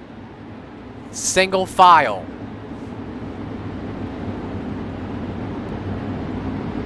Fry the control car for this restart. Here we go. Green, green, green. And once again, Brian Dickens caught sleeping on this restart. This time he shifts up top, trying to get back on the throttle first. Unable to do so. Here's Dan McLaren and Steven Stewart for the 4th position. Biggest mover on the track. He's up 7 spots right now. And that's Odo in car number 62. He started from 16th and running 9th. Nice day for him so far. But Zach, we got a good race once again. Stewart continuing to fade. Brandon Dittmer looking to recover here, Shaggy. Yeah, he's making his move on the bottom, trying to get by. It's just real tough here on the bottom. With 3 and 4, he actually got a little more, but 1 and 2, you've got to really be a throttle master to work that thing down on the bottom. Not a lot of grip down there. So Brandon back in the 5th position for straight and nearly catching the wall there a moment ago. Race for the lead, though. Brian Dickens came close to a 1/10 of a second. I don't know if Brian made a mistake or not, but Brian is running really well in the middle of the corner. Yeah, they're running 2 different lines. You'll see him going to catch Fry here again. He really sends it into 1 and 2, floats it up top, and then tries to carry that momentum around the outside in 3 and 4. We're going to have a battle for the lead in a couple laps. The slider line in 1 and 2 is working very well for Brian Dickens. 3 and 4, Kevin's a little better, and I think the Flying Fry has gotten the memo. Or no, maybe not. Coming to 8 laps to go. And we've got, never mind, caution is out. Greg Parmalee once again, along with Kyle Fahey, Brian Lawson.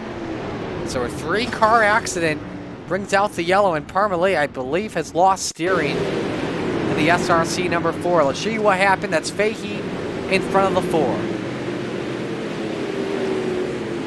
Just again, a lot like the last caution. Sent a little bit too deep into the 16. On board with Fahey.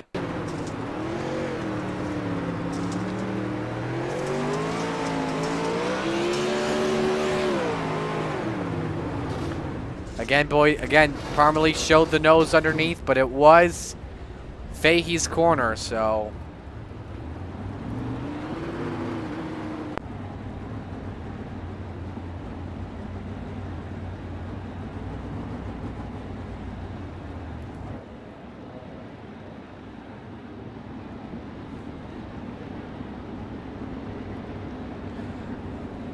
A reminder, at around 8:45, if not later, we will have coverage of the Renegades, something you won't want to miss on the Coast to Coast Racing Network.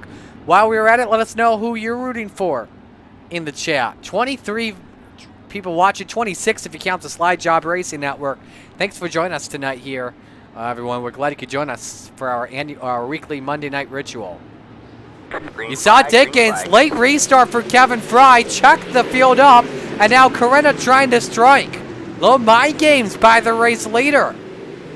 Corinna's got a chance at second, Zach. If he throws the slide job, he'll secure at the line.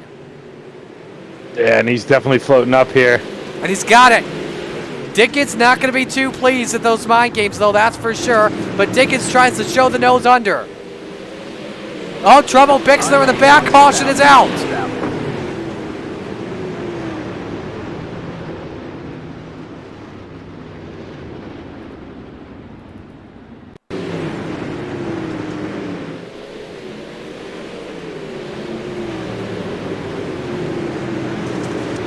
Brady just touched the bumper of Bixler.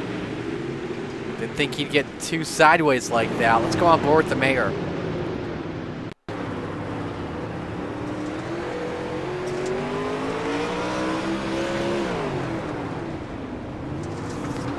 There it was. Boydell kind of helped him out at the same time. Give him a nice little save. Jason Butterfield checking in. Hope you're doing well tonight, man.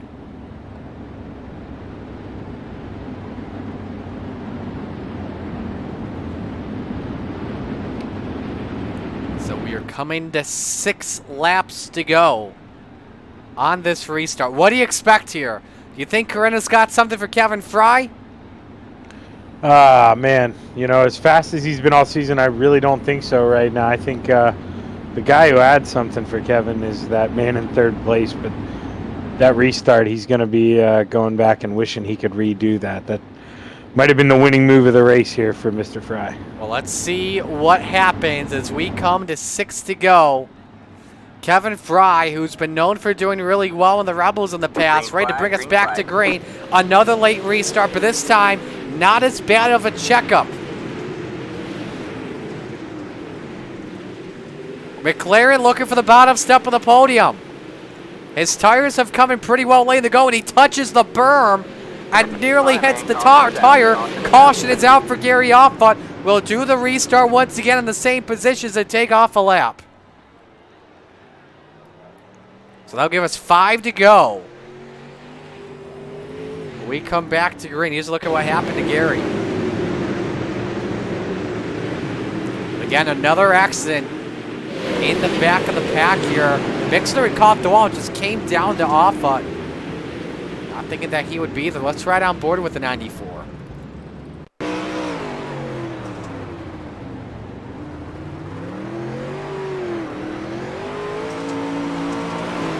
Right there, just didn't. If you watch from the cockpit, obviously that's a better perspective. Probably didn't expect him to come down low. You could see him in the wall, but probably didn't expect him to get that down low.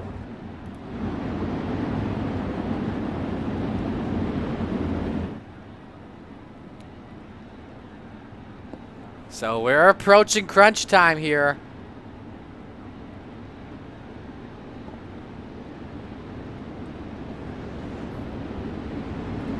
So we're looking at a good finish down to the wire.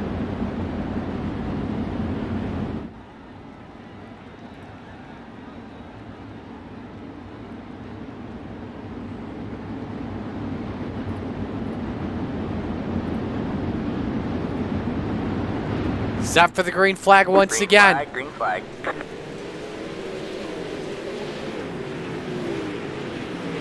Kevin Fry hang on to this one over Ross Corinna. We'll have to see. Nice restart by the driver of the 21. Good race for 3rd again between McLaren and Dickens. Dickens tries to beat it down low. Here comes Corinna for the race lead with 4 to go. Corinna forces him off the track. They nearly touch. Fry's hanging on for right now, but doesn't have him cleared. Better exit by Ross the Boss. New leader with 3 to go as Fry spun the tires. Up the track goes Corinna. Fry has the preferred lane though. And Ross the Boss is starting to run away. Dickens sends it up the track. The 122 to 2nd with 2 to go. Time running out. Man, one mistake. Oh, wait a second. Big wreck behind them. Couple of cars have lost the top wing. Floyd, one of them. Brown, Reynolds involved. We are headed to overtime. Take a deep breath, folks. Oh, baby. Let's show you what caused all this chaos. Floyd, Reynolds, and Brown racing for a position. Floyd and Reynolds were hooked. until they're in Floyd. Oh, the throttle hung on his end, and that's a violent crash.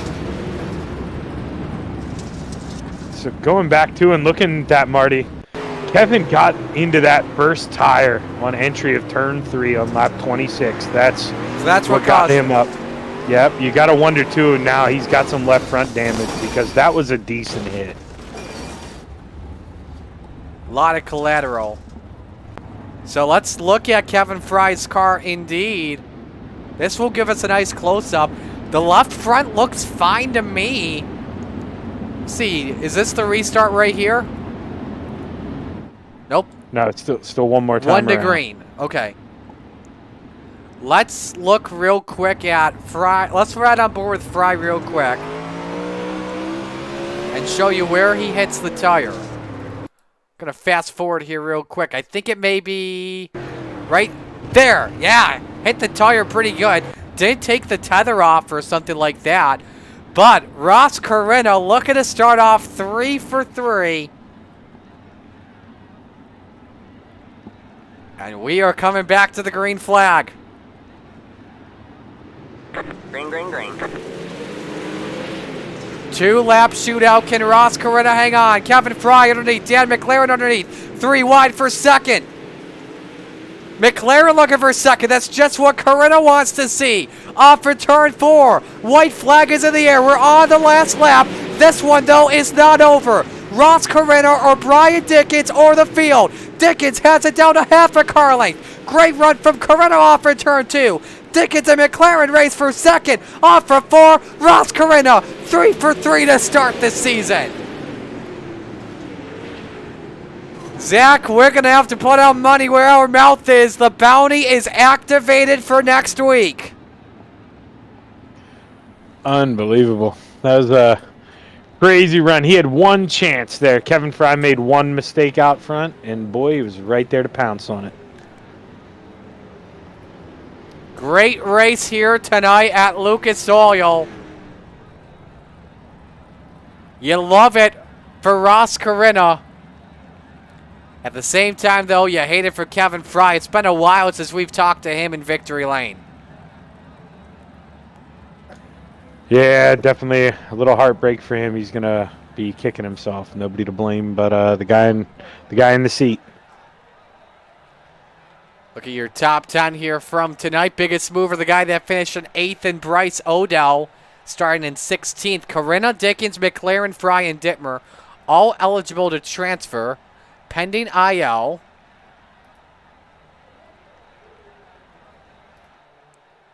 And then, just one moment, trying to pull up some extra stats here. 13 drivers finishing on the lead lap.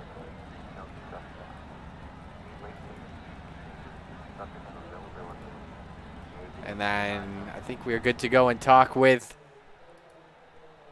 your top 3.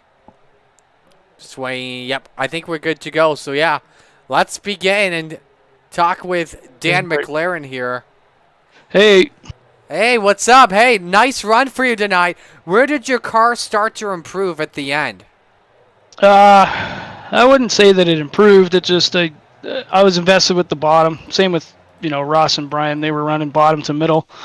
I just didn't, I didn't want to come up off the bottom. I was thinking about trying the top, but no one was going up there. So I felt like if once we got a few laps going, it felt like it was getting a little better. But all in all, it felt good all race. I'm happy with the third. You were in that battle for the lead before that race went to overtime. Where did you feel like? What was the game plan going in there when you realized you had a shot at the win?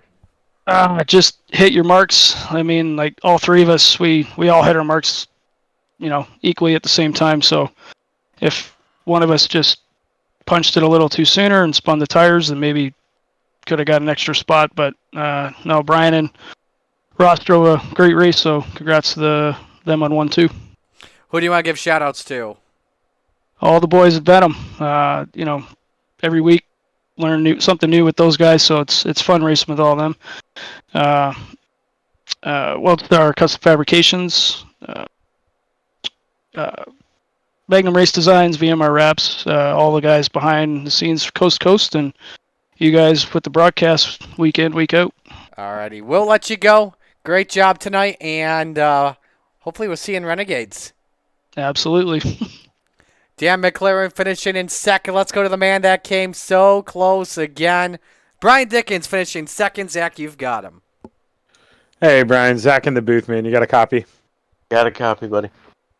Well, I mean, this race is going to be full of coulda, woulda, shouldas. It seemed like every time you would get a run on Kevin up there up front, a caution would come out.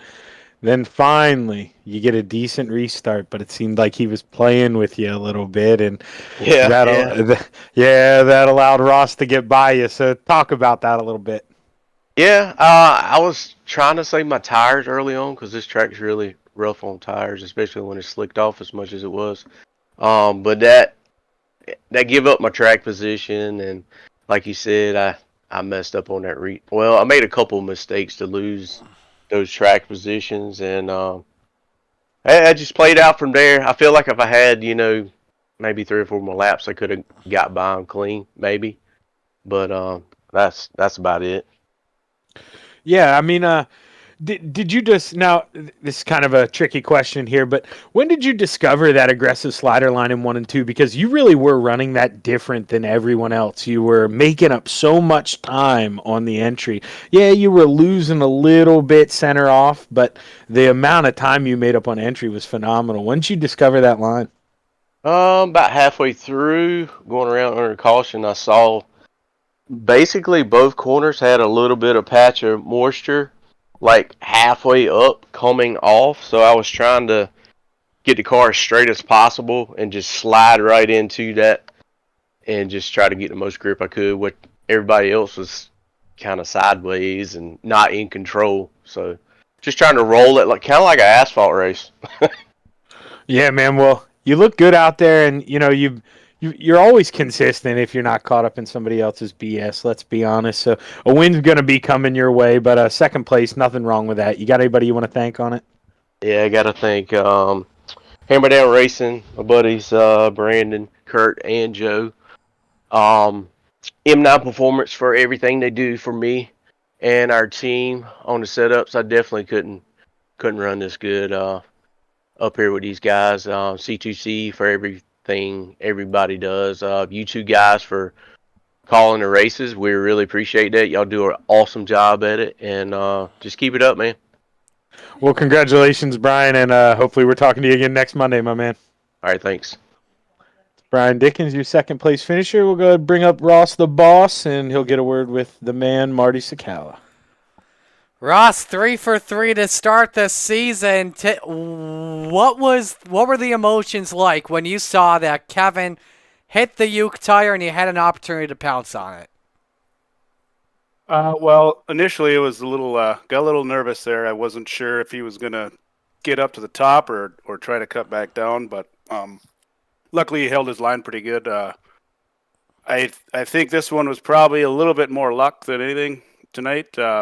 If we didn't get a couple of those yellows at the end, I think Dickens probably would have got me there at the end. Trying to go all over the track and try to find where to go. Just seemed like every time I looked at the relative, it seemed like he was closing in or staying right with me the whole time. So I was getting a little nervous. But like I said, sometimes it's good to be lucky too. What were your thoughts when the caution flag came out with 2 to go? Oh, come on. Yeah, no, I mean, it was good and bad. It's so hard for anybody, especially on a track like that where it's slick, for anybody behind me to do anything in one lap. As long as I don't make a mistake, it's usually whoever's starting that green-white checker is probably gonna win when a track's like that. But I would have rather not seen it, but is what it is. It came out, and luckily I was able to hold on. Who do you want to give shout-outs to? Phantom Motorsports guys, Vanderbilt guys, Weichel Sportswear, Power Outdoors, Velocity Race Design. You guys up in the booth for putting this on, and then everybody at the league making this thing work. Well, I hate to tell you this as well, but for next week, Zach and I are putting a bounty on you. Uh-oh. Just like what happened a couple seasons ago with Vanderbilt. This one's on you and the Rebels. $10 to anyone who beats him. All right. Let's see. Hopefully I can keep your $10 for you. Keep you your $10. And if you win next week, it goes up to 20. So we'll see what happens. But great job. Maybe I'll talk to the other guys in the Rebels, and we can go into cahoots, and they can let me get it up to 100, and then I'll just let someone win. Great job tonight, Ross. All right, thank you. Ross Corinna, your winner in the Rebels 3 for 3 to begin this season. Let's step aside and take a break. When we come back, Renegade Action on the Coast to Coast Racing Network.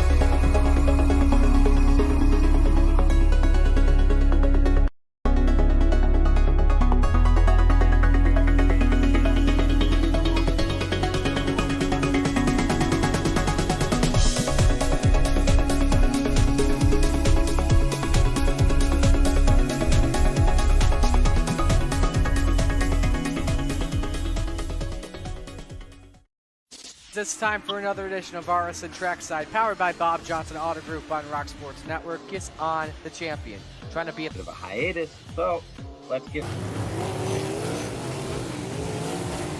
Tonight we'll be talking about it.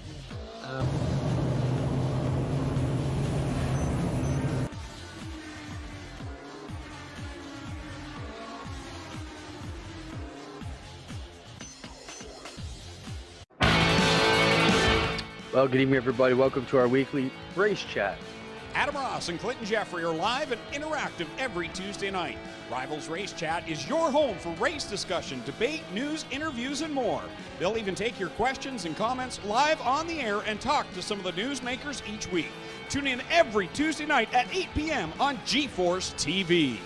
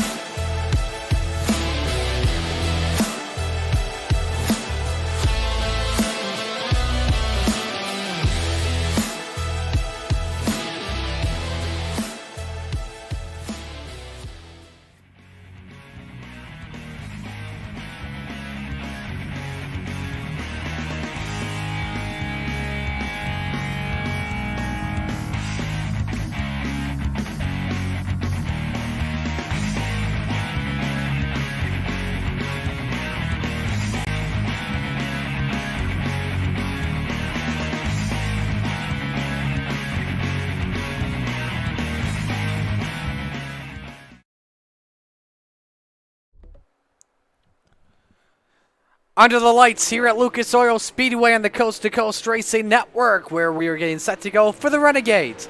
And the Renegades brought to you by our friends at Dillon Westbrook Racing. Marty Scala with you alongside Zach Chapman. We actually got some news here while we were under break here. We were being told that John Short, who was second in points coming on in, his computer crashed. And so we don't know if he's going to make it in tonight here. That would be a tough loss because he's had a great start to the season.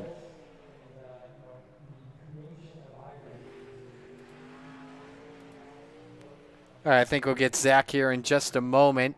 But if we look back on last week here, too, while we were at it, he's not with us tonight as of now, but first-time Renegades winner, Zach, in Keith Jackson.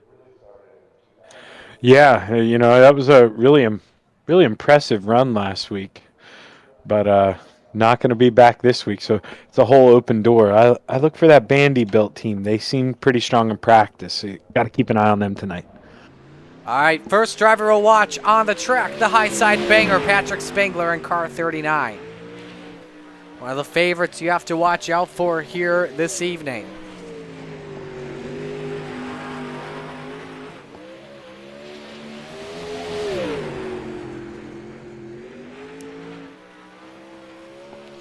Spangler will set the bar here on lap number 1 with a 13:49 as the time starts to come in. Dittmer second quick, 4/10 off. Jack Hitt third quick, 13:93. Jesse Bandy second quick. Zach Chapman fourth quick. Kurt Schatzer now fifth quick. Here comes Bandy off for turn number 4 as he comes to the line. 13:57 for the Bandy Boatmaster. Steven Goldner, quick time, a 13:41 on lap 2 for the defending series champion. Tyler Wilson third on lap 2 at a 13:53. Here comes the salesman, quick time. It's a 13:318 for Blake Chapman. Kyle Moonen working on lap number 2. Currently 6th quick at a 13:65. Off the corner stays 13:648. Ross Carina coming to the start-finish line. Is this a better lap? Second quick at a 13:36. So we can tell you as well, John Short was able to get his car onto the racetrack just in time. So backup trailer made its way here. Short 20th quick on lap 1. And that's the only lap he'll take. Blake Chapman, your quickest driver, on track at a 13:32. We're ready to go for heat race number 1, brought to you by Flatline Racing Bodies. And here's the starting lineup. Dan McLaren on pole position, the 88. Next to him, it's Kyle Moonen, the money king of the 24.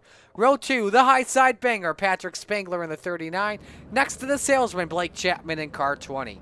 Row 3, it's Superman, Kurt Schatzer in the 218, and Shaggy Zach Chapman in the 72. And in row 4, the Pink Panther, Jesse Atkinson in the 127, and the captain, Gary Taylor in the 34. Man, what the heck kind of heat am I in, Marty? This ain't fair. This is a feature. This is I a know, feature. Man. This is an I'm 8-lap lucky feature. to stand 6th. This is unbelievable. Well, is there going to be a B main tonight? Am I going to be stuck in that? With 8 cars in this, I don't think so.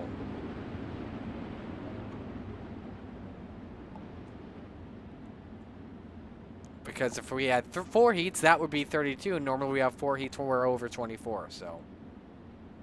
And we'll see if I can somehow channel my inner Blake here, see if I can't follow that young, distant relative of mine. Hello to all of you checking in, by the way. Craig Piper says, your favorite driver will win if you hit the like button. That's a good point. Hit the like button tonight if you're enjoying what you're seeing, and if you aren't subscribed, make sure you hit the subscribe button. Over 760 subscribers and counting. John Short said in the chat, by the way, he was working on still loading in. And hello to Gary, checking on in as he always does throughout the season. So, all right, Zach, good luck to you in this heat. Yep, appreciate it. All right, turn the mic off here for right now as we're Set to go racing. Winner on pole for tonight. We're underway. Good start by McLaren as he goes up the hill. Spangler looking for the race lead. The two nearly touch once again. A lot of yaw for McLaren, same with Spangler, but it's McLaren that leads the opening lap. Followed by Spangler, then Moonen, then Chapman. Here comes the salesman, but Spangler to the lead. Chapman sends it. Oh! He caught McLaren around. He went. That's a tough break for Soupy. Chapman sent it in a little bit too deep. As everyone's all single filed out, Spangler, Chapman, Moonen, and Schatzer. Schatzer peaked low. Fortunately, could not make the pass work for third. Here comes Shaggy for fourth. We also have a race for the lead developing. Blake Chapman closing in on Spangler. This is a much better lap and a much better exit. New leader, it's the 20 edge of Mount Bio wheel. Was a half second quicker, quickest lap of the 13:54, but Chapman had to get on the binders for just a bit. Spangler a little too wide off into the corner. Now Spangler cuts him off just a bit. This time Spangler picked up 2/10. 39 car though, caught the wall just barely. 2 to go in the seat in the race for pole position. If you lose, you're starting fourth tonight.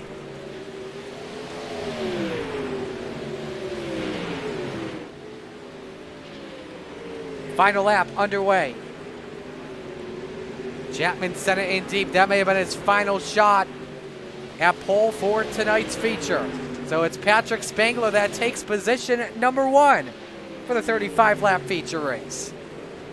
Chapman second, Moonen third, Schatzer fourth, Zach Chapman fifth, Atkinson sixth, Taylor seventh, and Dan McLaren finishes 8th. So good to start to this one as the high side banger able to have a good start to this one. Onward we go to heat race number 2. And heat 2 brought to you by Full Throttle Motorsports. On pole position, Bob DeGood in car 7. Next to him, it's Randy Shreves in the 56. Row 2, the Macho Man, Tyler Wilson in the 42. And Ross the Boss Corinna in the 10. Row 3, the Spider Monkey, Brandon Dittmer in the 83. And Gentleman Jack Hitt in the 217.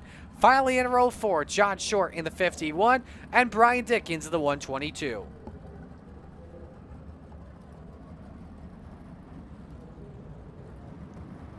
Jason Butterfield in chat rooting for Dan McLaren tonight. Zach, what'd you think of that heat race? Well, I mean, it's pretty good even racing. I got to learn a lot once I got behind those guys, realized that I was in a totally wrong line for qualifying, so that hurt me pretty bad. Got a feel for Dan a little bit. I didn't get the best view of it, but it looked like Blake got his elbows out, but Dan's got plenty of time to fight his way back through the field. Now set for the second heat race. Winner starts outside row 1. Green flag is out. Here we go. DeGood, after having his best 358 performance of the year, has the early lead. But look at Tyler Wilson sending it deep. Hits the Tory tire. And somehow the left front stays on. John Short goes around. Watch out closely for Wilson. And that left front damaged severely, but somehow out in front with the lead. Look who's looking for third, Marty. Guess who? The boss. Ross Corinna looking for third. Takes it away from Randy Shreves. Now Brandon Dittmer trying to take the final spot. Final transfer spot, although everyone makes it into the show. Dittmer makes that pass. Look easy. He's the quickest car on track at a 13.76. On board with him. Corinna for second on DeGood. Throws the slide job in. DeGood tries to counter it back, and Dittmer had to get on the binders to avoid hitting the 7. Yeah, man, Ross is real fast right now. He's chewing up that gap on Tyler Wilson. We may have a battle here, this white flag lap. Or no, we're run 8. Yeah, we run 8 in the run against. Oh, Dittmer caught the wall. Hangs onto it, though. Could give a chance for Randy Shreves to take away 4.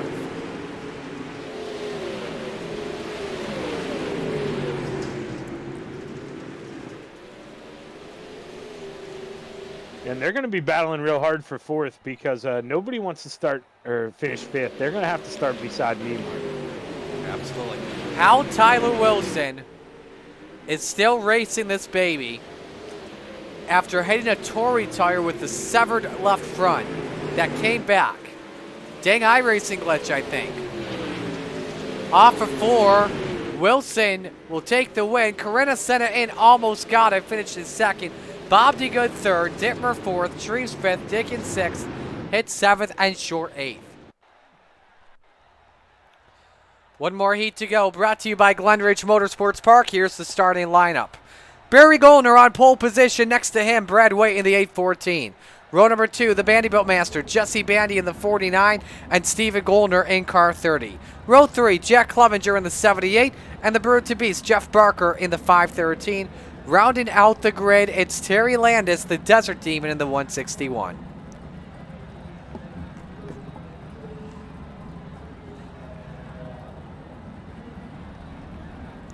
John says, could have used those practice laps. Hey, you've got a 3-minute warm-up at least, Shorty.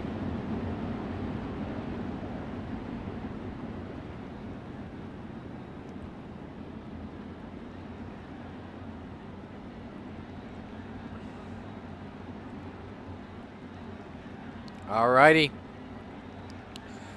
Winner starts inside row 2, final preliminary action of the night.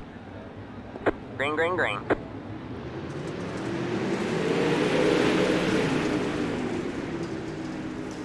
Good jump from Wade off at turn number 2. Barry Goldner second. 3 wide for third. Steven Goldner on the attack. Moves up to second and wasting no time. Could it be 3 wide again? Oh, contact between Barry Goldner and Jesse Bandy. Everybody hangs on for right now as it's Brad Waite that leads lap 1. But Steven Goldner wasting no time with the Vanderbilt ride. I told you, keep an eye out for that man tonight. He loves these short tracks and he loves throwing them short sliders. He's real good at it. Wait, though, looking longer way around the track. Vanderbilt, again, loves the low side here in coast to coast. So Goldner leads, best battle on track. Is it really a battle? There's one for 6th between Clevenger and Landis. Landis riding the cushion as Clevenger takes away 6th.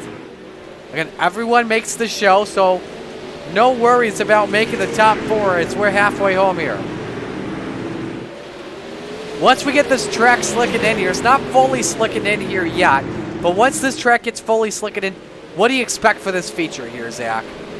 I mean, I expect to see what we saw in that B. You know, the track's not going to be as developed, but we are going to have a bottom and we're going to have a top. It's all what you feel you can drive and what you're comfortable with. We're going to have 2 lines in the feature. 2 to go. All Steven Goldner here from lap 2 onwards. Jeff Barker still in second. Actually, I should say it's moved up to second. An incredible heat for him. Real quick, talk about that, Zach. Yeah, I mean, 6th to 2nd, you know, that's almost, wow. That's impressive. Jeff's a great driver, but we normally, you know, don't expect that from him. He passed some big-time guys to get there, so it's going to be a car to watch out for. So Goldner wins, Barker second, Waite, Bandy, Clevenger, Landis, and Barry Goldner. That's how the field looks. Weekend Speedway warm-up time. When we come back, it's feature time for the Renegades at Lucas Oil.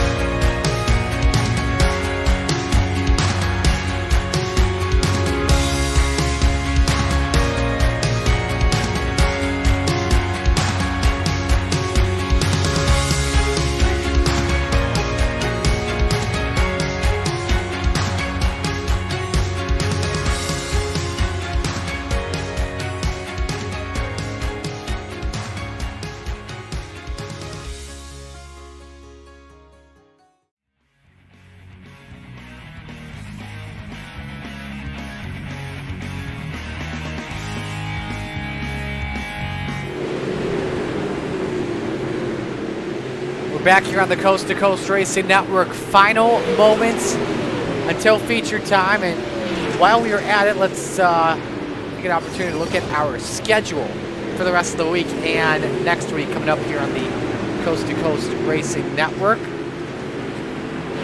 And all of our next events that you will see that are televised. Wednesday, Hometown Heroes taking place at track, I believe. What track is it again for Hometown Heroes? I don't have it on my schedule. I believe, is it still Cedar? I think it's Cedar Lake too, with the micros, Cedar Lake. 5s and 360s. And then non-trail race, pickup trucks at Richmond. That begins at 7 o'clock. Excuse me. Thursday night is Thursday Night Thunder at Eldora. Small blocks, big blocks, Pro Late models, and then Xfinity Trail at Richmond. That all begins at 7 as well on Coast to Coast. Monday next week, again, as I mentioned, we're at Williams Grove with our Open 358s and Rebels and Renegades. All things you can watch here on the Coast to Coast Racing Network. It's now time for our 35-lap feature. Let's meet the field. Here is the starting lineup. Starting lineup brought to you by RSN Trackside. On the pole, the high side banger, Patrick Spangler in the 39. Next to him, Tyler Wilson in the 42. Row number 2, Steven Goldner in the 30 and Blake Chapman in the 20. Row 3, Ross Carina in the 10 and Jeff Barker in the 513. Row 4, the Money King, Kyle Moon in the 24 and Bob DeGood in the 7. Rounding out the top 10 this evening, Brad Waite in the 814 and Kurt Schatzer in the 218. Row 6, Brandon Dittmer in the 83 and Jesse Bandy in the 49. Row 7, Zach Chapman in the 72 and Randy Shreves in the 56. Row number 8, Jack Clevenger in the 78 and Jesse Exton, the Pink Panther, in the 127. Row number 9, Brian Dickens in the 122 and Terry Landis in the 161. Row 10, Gary Taylor in the 34 and Jack Hitt in the 217. Row 11, Barry Goldner in the 36 and Dan McLaren in the 88. Rounding out the grid, John Short in the 51, highest in points amongst drivers in the feature. Coming in second, no Keith Jackson with us here tonight. Zach, who's your pick to win? Steven Goldner. Going Steven? I'll go Patrick Spangler. So, alrighty, man. Best of luck tonight. Yeah, man, I'm going to need it. The spotter came over and told me he expects a podium finish, so I think I'm going to disappoint him tonight. We'll see what happens. Alrighty. 35 laps at Lucas Oil Speedway. Who's it going to be? How's it going to be done? We're about to find out. As we say, where else would you rather be than right here, right now? Training wheel teammates bring us to green. It's showtime at Lucas Oil Speedway.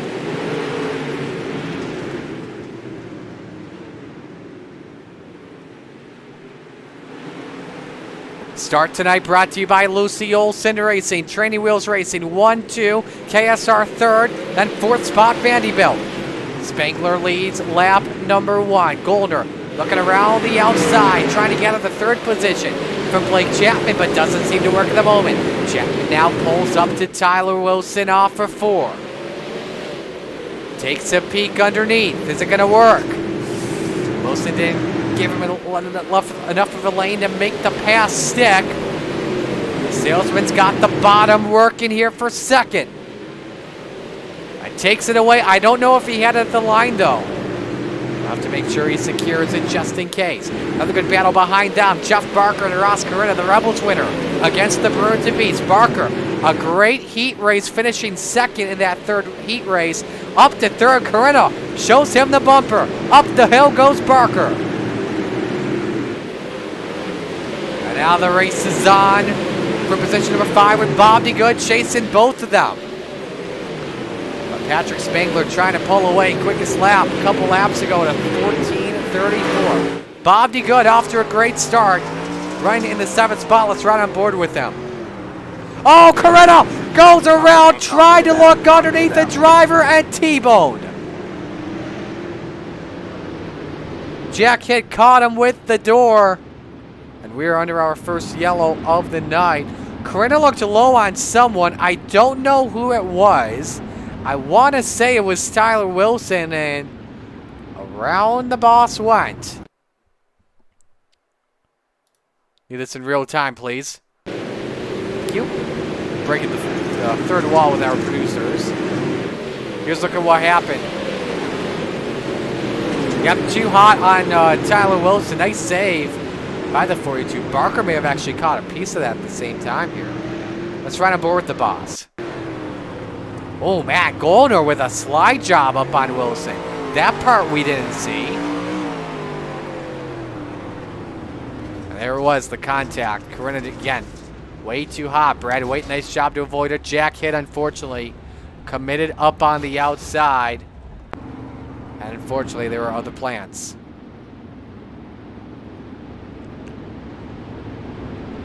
So first double file restart coming up here. We've completed 6 laps so far. Will be 7 next time by.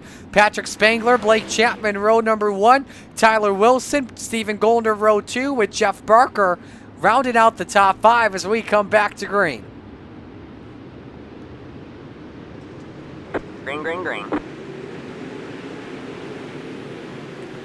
Wilson low for second on the salesman. Here comes Stephen Goldner riding the cushion to break into the podium. May go for second. 2 for 1 this lap for Goldner. 3 for 1 maybe. No, up to second though. Wilson now tries to look downstairs once again. Try and make it training wheels 1-2. Blake Chapman after running second. Not working out for him. He's back to 4th. Bob D. Good now with a number 7 in the 5th spot. Trying to attack the top 4. How about these underdogs in the Good and Barker? Great run by the retreads. Caution is out. Brandon Dittmer and Jesse Atkinson have spun in turn at number 2.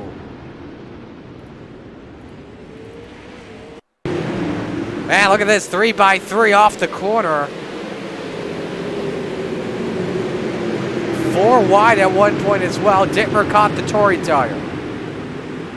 And Jesse Exton had nowhere to go. Right on board with the Pink Panther.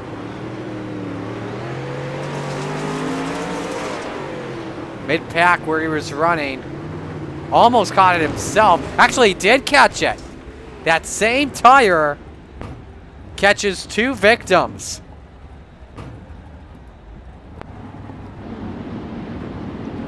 So both of them with a quick repair and have taken it to the back. So with this restart, Spangler selects the bottom. Not sure if he's aware that Stephen Goldner's been very good up top.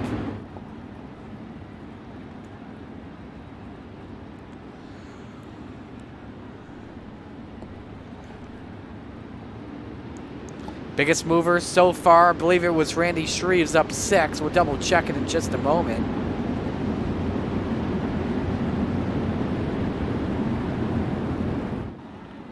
Shreves, nope, it's actually Dan McLaren up 8. So ready to come back to green. Spangler the control car. And we're set to come back to racing. Oh boy! Oh boy! That's a time penalty for Stephen Goldner. He jumped the restart. Well, obviously, we can't go back to caution like we normally see in regular race car driving. But, oh, wait a second. Big wreck off from 4 and Bob D. Good. Hard in the wall. The lap won't count for Stephen Goldner.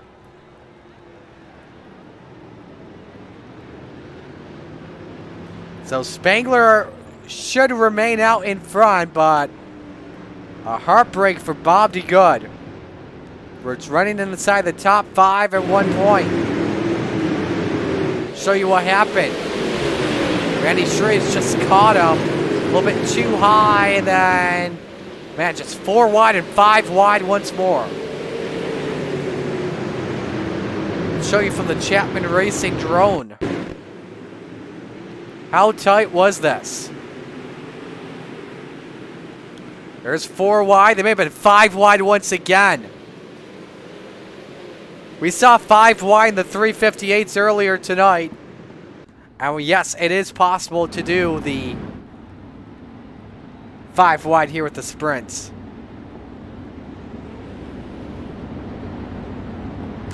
So Steven Goldner is right now, he is your race leader. But he may not be the winner at the end. He jumped the restart on Patrick Spangler. The lap does count, and so Spangler back in third.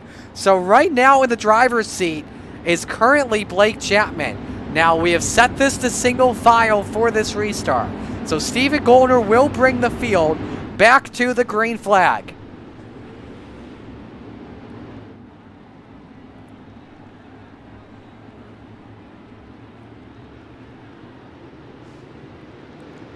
Here we go. Green flag. A scattered start there as the field works their way into turn one.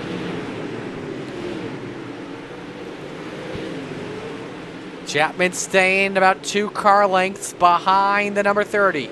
So the top 3 have pulled away. Good race for 5th. Barker back to the 5th spot in front of Randy Shreves. Chapman looking for the lead on Steven Goldner. High side, the place where you want to be in 3 and 4. Oh, Spangler caught the wall. Low side is the place to be in 1 and 2. So just like we saw in the Rebels, both lines working well at Lucas Oil Speedway. Not sure if this was something that iRacing wanted to improve on going into the spring season here. Right now it's working out well. Top 3 drivers under a blanket, with 4th place Tyler Wilson, the second back. Goldner still leading by 700ths at the line. All right, man. Caution is out. Until there now, a caution flag waves, and that's for Brian Dickens, who finished second in the Rebels earlier tonight.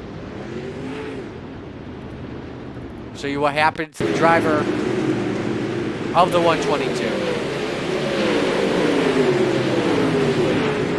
Ooh, Moonen just touched tires, just a racing deal.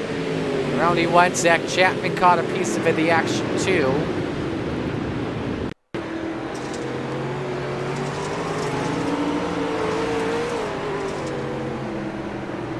And there it was. See, Moonen was already clear. I don't think Dickens really expected that to happen.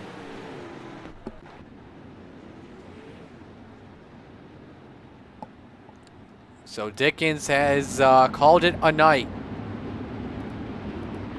Good night for him, though, in the Rebels. Points-wise, he's in the running for that for sure, I believe. We'll have to check, but if I recall correctly, he is your points leader now. They'll have to update it still, but actually, no. Corinna will be the points leader. Dickens will be second in points.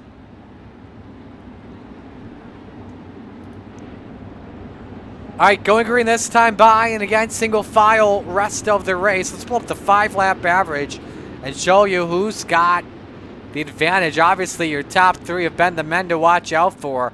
Blake Chapman, currently your best driver on the track in second, so we'll have to see what happens as we come back to the green. Green, green, green.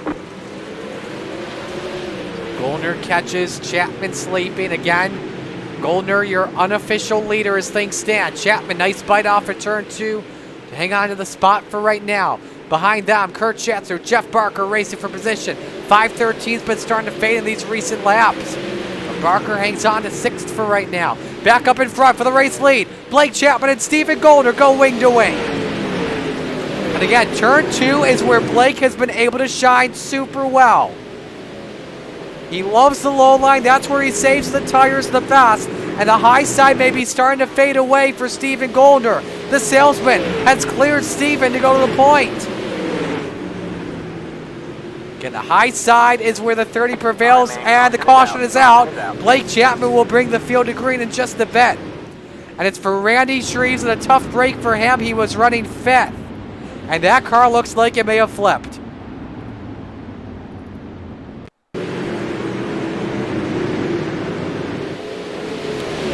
Racing Wilson for 4th. And yeah, another tire touch. And man, that's a wild flip for Randy. Oh, Brandon Dittmer came in way too hot. Luckily was able to keep the car straight and not do any further damage to Dean. The Dean mobile. Wilson just tried the slide job, and yeah, rear tire is touched.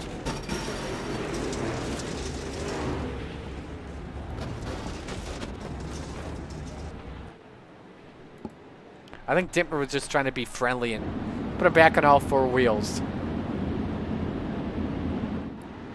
Jesse Atkinson coming in to use that quick repair and come back on the track.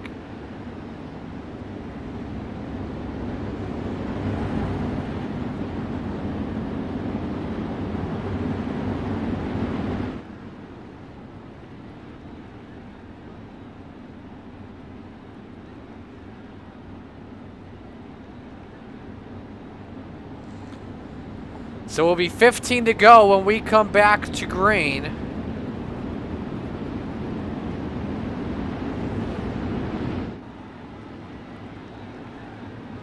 Blake Chapman, Stephen Goldner, Patrick Spangler, Tyler Wilson, Jeff Barker, your top 5. And again, a reminder, Stephen Goldner may not be running in second when this ends if he crosses the line in second. Late start for Blake Chapman, but nobody hits anybody. We're good. Where Stephen Goldner had jumped to restart prior. Here comes Tyler Wilson looking for third on his teammate. Let's see if he can get it off the corner. And he can. The Macho Man breaks in the podium for the first time. Now it's 3 wide for second. Behind them, Wild 2x2 Racing. A lot of checking up like Brad Way had to do with the 814. Wilson again for second now on Goldner. Outstanding run that the Macho Man is having ever since we dropped to the green.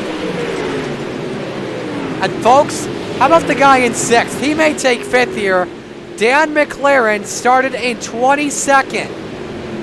He's now in P5. Oh! Wilson and Goldner spin! That's going to put him to 3rd. They were racing for the 2nd position, and that is a tough break. Show you what happened. Goldner with a slider on Wilson. Gather second back, and did Wilson look low again? Oh, no yaw, gets into the 30. Wilson actually stopped the car, so that puts him in the back of the field. Tough break there. Let's go on board with Wilson, show you his perspective.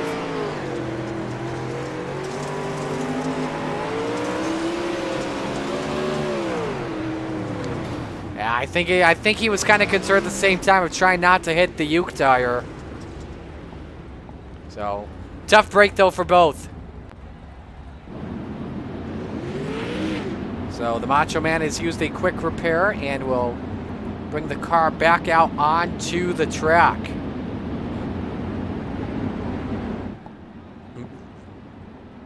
So, 3 drivers now up at least 10 spots. McLaren up 19, Jacket up 12 and 8th, and John Short with no practice time up, I believe, 13, if not 14. Yeah, he is up 13 spots in 10th, and we'll have 11 laps to go when we come back to the green flag, and it's the salesman looking for his first win of the season. Blake Chapman behind him, Patrick Spangler.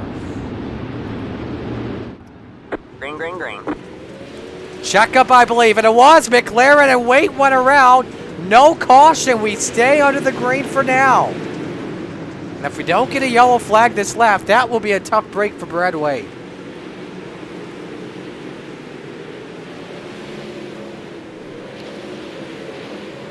That put Wade all the way back in the 13th position. Let's get a look back real quick at what happened. Coming back to the restart, it was just a checkup, I think, with McLaren. He's down in 5th position now. That was like one of the worst net codes I've ever seen. He never even touched the tire. Meanwhile, Shatter with a slide jump on Moonen for 3rd. Atkinson has crashed, no caution waves. Watch the race for 3rd. Oh, Moonen with a big run, a nice crisscross from the Money King. Nice slider for 3rd. Schatzer counters. Too close to call it to line, but I think it was the dirt track bank ride of Schatzer. Ooh, gives Moonen the line just barely. Brandon Dittmer has crashed. He's lost the top wing. May have a new cautions out now for Brad Wade. And his car is now turned to junk. There's been a lot of beef here tonight.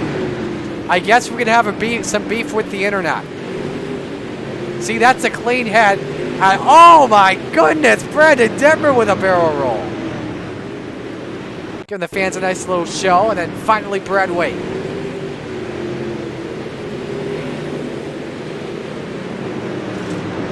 This went over the bank gain. Yeah, I don't know about pulling that car to a stop. I would have kept the car going and then find a way to put it in the infield. So.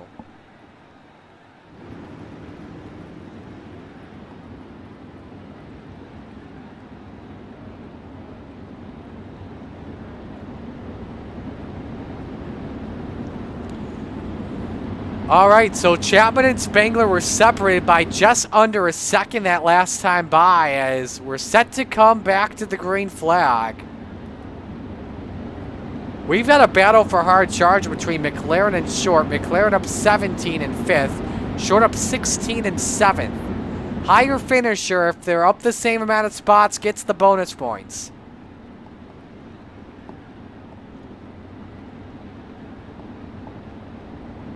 All right, 1 to green, and we're hoping this 5-lap shootout goes green to checkered.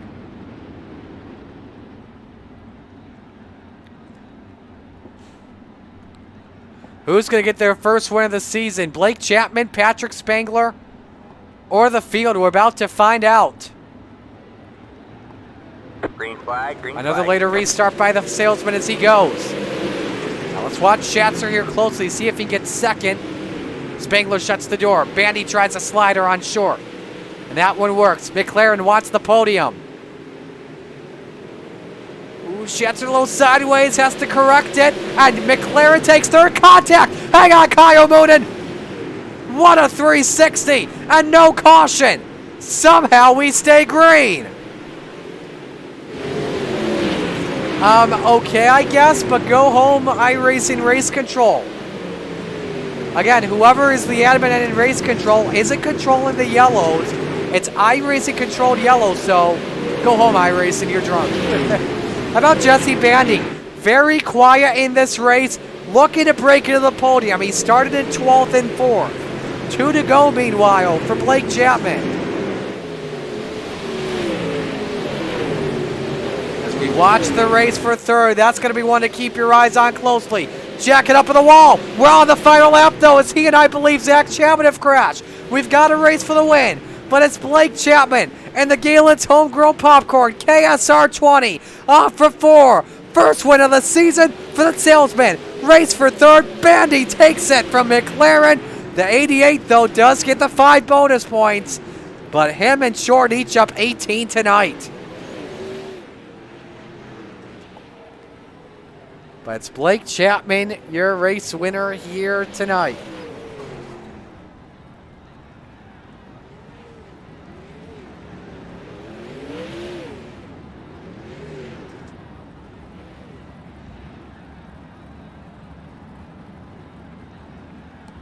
So top 3 will pose for a photo.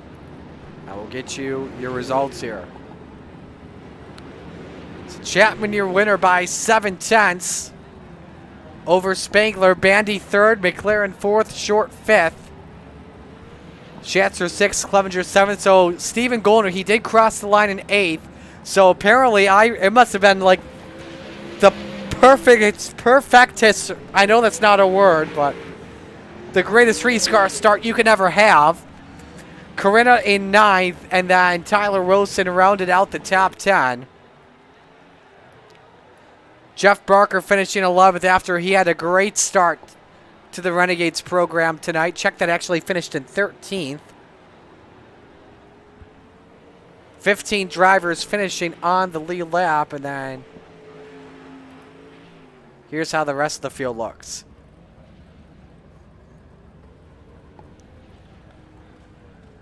So we'll get set to talk with your top 3. And we're going to begin with Jesse Bandy. Jesse with I got to tell you, very quiet. We didn't talk about you a lot on the broadcast, but making the run up to third. Walk us through your race tonight. Well, we didn't even have a top 3 car. There really probably wasn't much to talk about. You know what I mean? I just kept the car clean and let all the chaos happen and found ourselves in the top 5. And I think Dan was pretty beat up after that smoking the pylon tire there. We were bent up from that as well, but just milked it home is all we did. Who do you want to give shout-outs to on the run? Everybody over at Vanderbilt Racing, Ross at Velocity Race Designs, Bio.com, and that's about it. All righty. Well, we'll let you go. Great job tonight, and best of luck next week. Appreciate it. Thank you. All right. Jesse Bandy finishing in third. Patrick Spangler, your second place finisher. Yeah. Patrick, I want to begin here with the restart where you restarted as the leader, but then Goldner took it away. And apparently that restart was deemed clean. Did that catch you a little bit off guard there for just a moment? No, I hate the double foul restarts on this because in the feature, always one lane has an advantage, and then it's whoever gets at the line, and sometimes we get a caution right away. So I would wish we just go single foul restarts. No, everybody likes double foul, but you can really lose a lot of positions there if you get caught in the wrong lane. And then when he gets a pick, he's on the top side. I couldn't see when he went it, so I lost. Blake got around me there, so I just hate the restarts there. But that was my fault. I overdrove one as well. But Blake was a magician tonight on the bottom. How did you feel though about your car as a whole? I thought the car was good.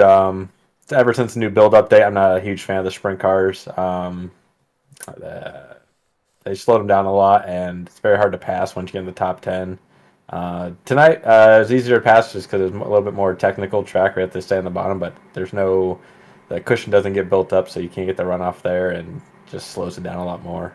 I don't know how Blake was holding him down as well as he was. I tried bottom 3 and 4, and I think I lost half a second on him and Goldner when they were running up there.